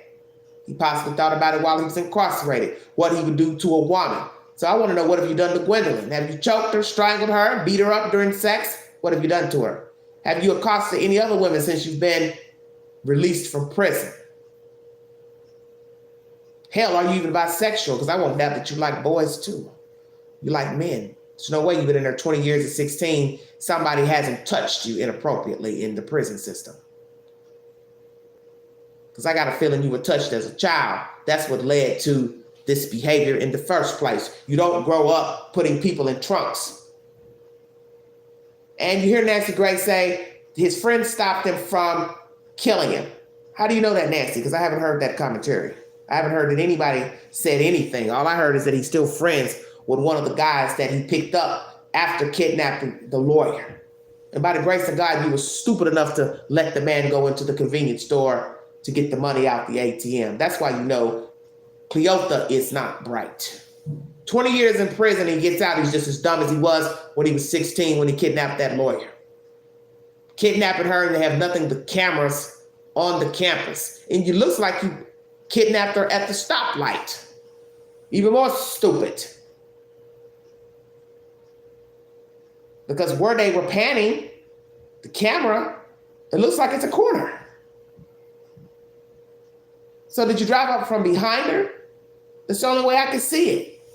You rode around, or you parked, you knew she would be running, because in order to lie in wait means you had to have seen her before. So had you just rode around, spotted her, then kept riding around till you got your bearings to park, or you saw her before Friday morning? You saw her what? Thursday evening, Thursday morning? What? I'm trying to figure out what. You've seen her running there before while you're out. And obviously they say this is her routine to run. So let's chop that up for just a second, because now my head is really starting to navigate towards planned abduction murder. If this is her usual schedule to run at 4 a.m., 4:30, which is so ever, then that means Cleotha has been running around the university campus before. Bingo card. Bingo card. So either it was personal because of this lawyer affiliation with the uncle, or he's been riding around the campus looking for a victim before Friday. And so happened Fletcher was his victim. He had seen her before riding through, didn't have the guts to do it before, or he got up out of the blue wanting to do it. It's something. But to lie in wait means you planned it at some point. Whether it was an hour before, 20 minutes before, when you sat there for 20-something minutes, the law says it's premeditated because you had time to change your mind. So I want to know, had you seen Eliza Fletcher running on that campus before Friday morning, such as early Thursday morning, earlier in the week before, month before? What are we talking about? Will he ever tell it? And it will be even more sick and diabolical if we find out there is a connection, that this was personal, that he heard about her uncle, heard that she ran on the campus. He probably also knew where she lived. You all better stay woke now. That would be even worse than the crime itself. Because that means he was willingly and intently trying to get revenge on anybody affiliated with that law firm of victim number one. But then my mind tells me, why would he want to harm a coworker or coworker's relative? Fletcher didn't have anything to do with the law firm. So like, to me, he would have tried to get Mr. Duran's relative, daughter, cousin, sister, brother, wife. See where I'm going? Because a coworker, that's not really personal. You don't even know if they were friends or not. Liza's uncle and this Mr. Duran. Mr. Duran is no longer living, so we don't even know if Mr. Duran ever crossed paths with him or how long he worked there. So like, to me, he would have found Mr. Duran's relative. Stay woke now. Could it just be he spotted Fletcher at some point on that campus and he liked what he saw And he lied in wait on that early Friday morning. Be he planned it that night before, or he drove by and saw her and planned it 10 minutes before. I don't know. But I'm curious to know what is the truth to her being the victim, how he chose her, when he decided to choose her, why he dumped her at that house, and why did he go to Mario's apartment to clean up. And Mario, you are now in jail facing drug charges for fentanyl and heroin. I find it strange your brother would come to that house and you were stupid enough to let him in there. Clean up. What the hell were you thinking? See, all this part of the story is jacked up to me because the crime itself is already horrendous. Thinking about him lying in wait, thinking about why he chose her, thinking about what she went through, thinking about how fearful she was, scared she was, thinking about what he actually did to her, what he did to her body, how he left her. Then he goes and cleans 1 minute up the road to the brother's apartment. And these two dodo birds don't even call 911 to say, hey, he's hurt somebody, he's killed somebody. Here's a description of his car, blah, blah, blah. You didn't say a damn thing. You only said something because the police came to your house. But had the police never came to your house, Mario, you and that girl would have never told on Cleotha. And that's messed up. You would have never said a word. Why not? You care that much for your brother because he didn't care about you. So I wonder what type of relationship do you all have? Has there been some animosity? Because I meant to bring that in my commentary yesterday. See, I can't remember everything. Is there underlying animosity, jealousy with the younger brother? Because why would you want to go clean up blood in someone's bathroom when you know damn well you weren't going to be able to keep the clothes if they were bloody? You can't get blood out. So why did Cleotha go there? Why did his stupid brother open the door? Why did he and the girlfriend not call 911 to tell them, hey, he's killed somebody, he's hurt somebody? Why not? Why not? Oh, we know. 1, we don't want to be labeled a snitch. 2, that's my brother. 3, I don't want to go to court testifying and I don't want people to know I told on my own damn brother. Oh, yeah, street code. But let it be your sister that was kidnapped, missing.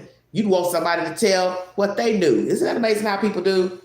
I always want to follow the street code until it's their friend or family. They want the community to speak up. You know, it's very hypocritical. I ain't gonna tell on nobody, but hey, if it's my mama, my sister, my cousin, somebody better tell the truth. Nah, it don't work like that. Because that same street code you got, them other minions out there in the street, they feel the same way you feel. What's good for the goose? Sad story. Prayers to this family, children. They finally have told the children that the mother's not coming home. I don't know when they will tell what happened to her. That's a lot for a child to digest. I don't know if they told the actual truth to the boys, but that would be very horrendous, telling small children that their mother was abducted and then killed. Because naturally, a child's going to ask a lot of questions. Well, how was she killed? Well, why did he do that? Or what are you going to say to your kids? How are you going to tell your kids why a black man was hunting her down and lied in wait, threw her in a truck, drove her somewhere else, all that he did to her, if you ever get the truth, and then murdered her and tried to cover up her dirt? I don't think that would go very well. I think that's something you want to save for when they're way, way, way older. Because those are gory details, and that's just too gory for a child to try to comprehend. I'm an adult and I can't comprehend it. And it's been plaguing me all weekend about this woman. And I think most of us assumed that she was not going to be coming back alive. But you do have those rare, rare cases where the man may hold the woman, in a separate home or something, in an attic or in a basement. But unfortunately, that wasn't the case with Mrs. Fletcher. How did Mrs. Fletcher die? That will be the next question, and I'm sure that's on a lot of people's minds. Gory and morbid as it is, but many people are going to wonder, because we're going to wonder if she died during the 4 minutes when he parked the car in an adjacent parking lot, or he killed her at that house on Victor Street. Because I do believe he went there for privacy reasons, as I said, to play funny games with the victim and then murder her. Because there's no way he assaulted her sexually, killed her in the 4 minutes. I don't believe that. I think he subdued her in the 4 minutes in the truck. That was to keep her down where nobody could see her while he's riding her to the next location, which was the duplex off of Victor Street.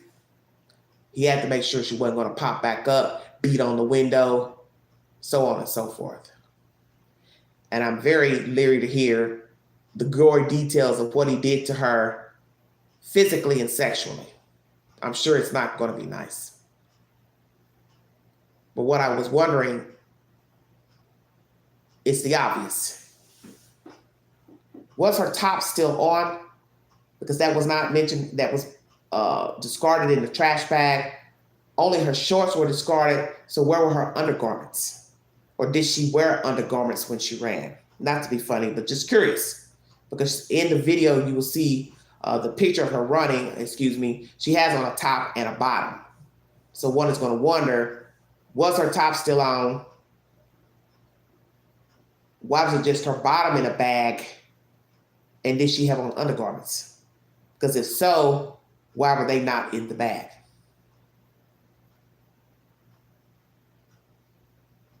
I don't even want to think what I'm thinking, because I don't know. But I do know a sadist likes keepsakes, and we'll leave it at that.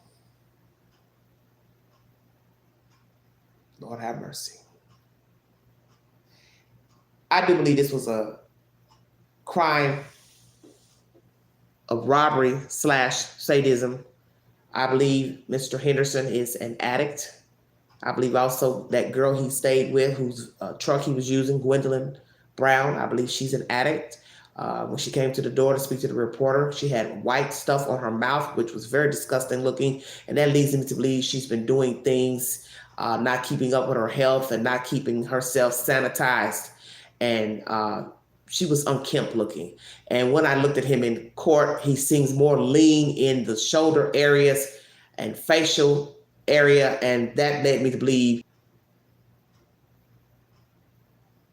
that's what I think. I think he and Gwendolyn both are on those drugs, fentanyl, heroin, crack, whatsoever pills. And I think that's why he was out looking for somebody to rob, because you do have a new charge of identity theft and fraud under $1,000. So that means he robbed somebody, either Mrs. Fletcher or somebody else. And it has been said that the theft charge came before the abduction.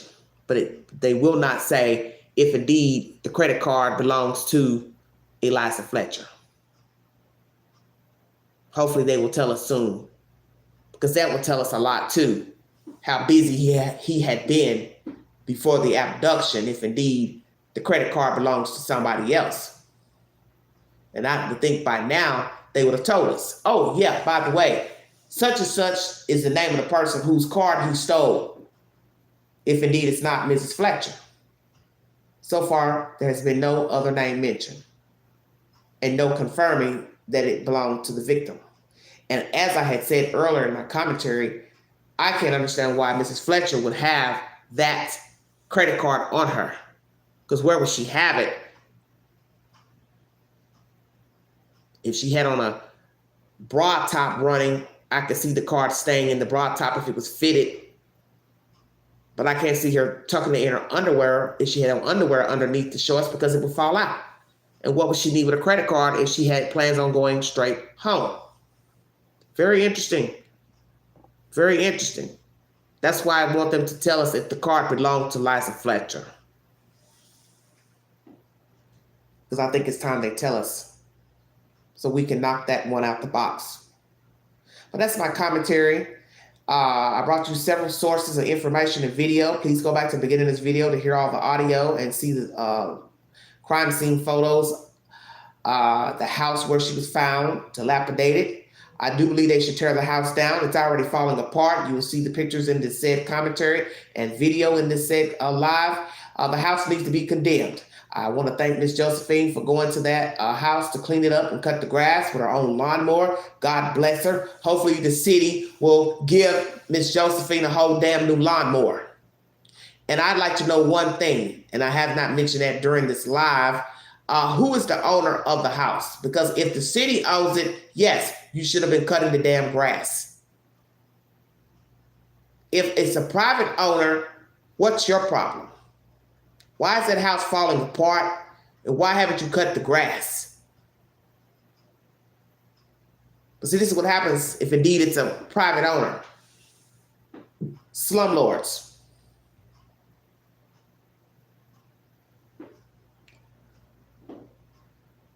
Just damn slumlords. That's why he chose that place, because the place was unkempt. And he knew nobody would be lurking around except for somebody doing something crooked as what he had planned. Those are places that people go to get high, places people go to have sex, places Johns take prostitutes around vacant buildings, inside vacant buildings. I also like to know what's their access to go into that house on either door, in either door. But that one door in the back was boarded up. I did see that in the photograph. But that's never stopped a person from trying to gain entry into an abandoned house, because people do it all the time in cities so they have somewhere to sleep and have somewhere to get high and have sex. And also this type of crime here, sexual assault and murder. Many women have been found in abandoned houses. And I think you know that from commentary I brought you last year pertaining to Deshina Kyle, who was missing out of Northwest Knoxville. She was found at the ex-boyfriend's family member's abandoned home. I don't know if it was on the back of the property or in the house per se, but nonetheless, the house was not occupied. And that shows you a fool taking someone to an abandoned house or property, not thinking that the person that owns it is never going to go to their own damn property. How long has this property been abandoned? How long has it been in disarray, I'm wondering? And does the city own it, or is it privately owned still? And if privately owned, why have you not kept the property up?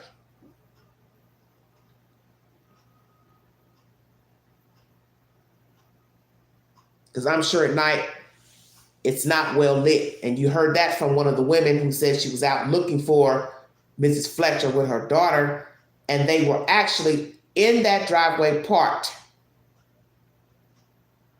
just feet away from the victim. And the daughter told her not to get out because there was no light. Imagine that. Wanting to help find a missing woman, and you're actually sitting in the driveway where she's discarded, and you don't even know that the person you're looking for is feet away from you behind a house. Can you imagine that?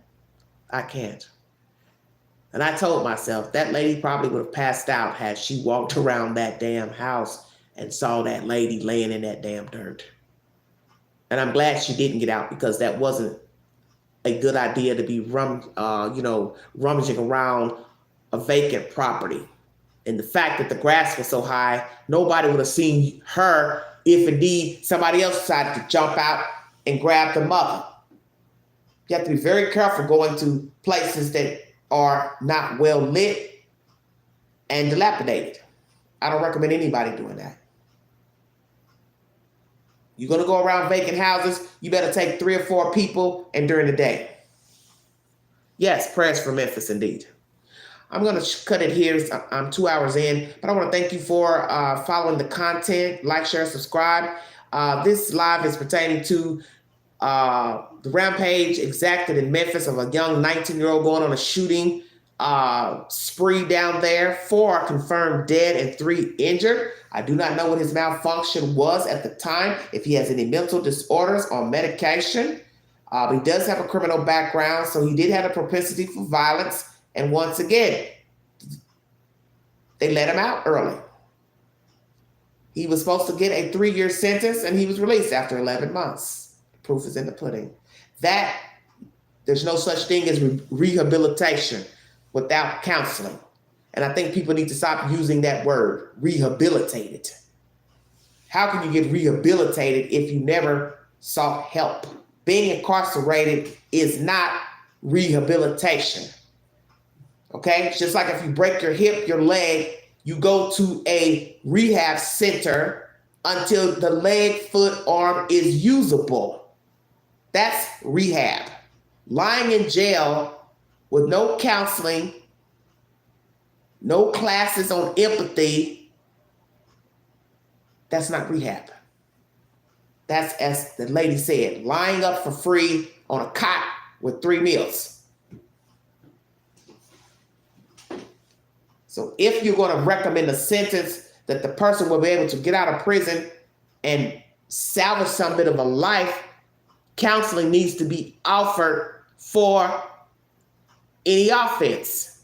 As so when they get out, they may try to better themselves to not re-offend, no matter what the crime is. Theft, fraud, murder, sexual assault, whatever. And I believe all things are possible through the Lord, because we do have people who have murdered people, argued, had an altercation. They got out of prison. They did not re-offend. They did not go back and kill another person. They did not go back into a life of crime, drugs, thievery. But the one crime that seems to not have rehabilitation in its forte, that's sexual crimes. You rarely hear a positive outcome from a child molester, rapist, serial killer. They tend to re-offend. I do believe that's the one crime where the sadist cannot be rehabilitated. Thank you all so much for your time and joining me. Have a wonderful weekend. God bless all of you. I will be back with an upload later on pertaining to Robert Sylvester Kelly. I didn't even know Robert had went to court. That's how out of the loop I've been. And I never even saw anything about him in court. I thought, where have I been for the past 2 weeks? But either way, I'm going to bring you commentary. He's been in court a little while now, about 3 weeks, I guess. So the defense is putting on their, I guess, their best dress to try to help.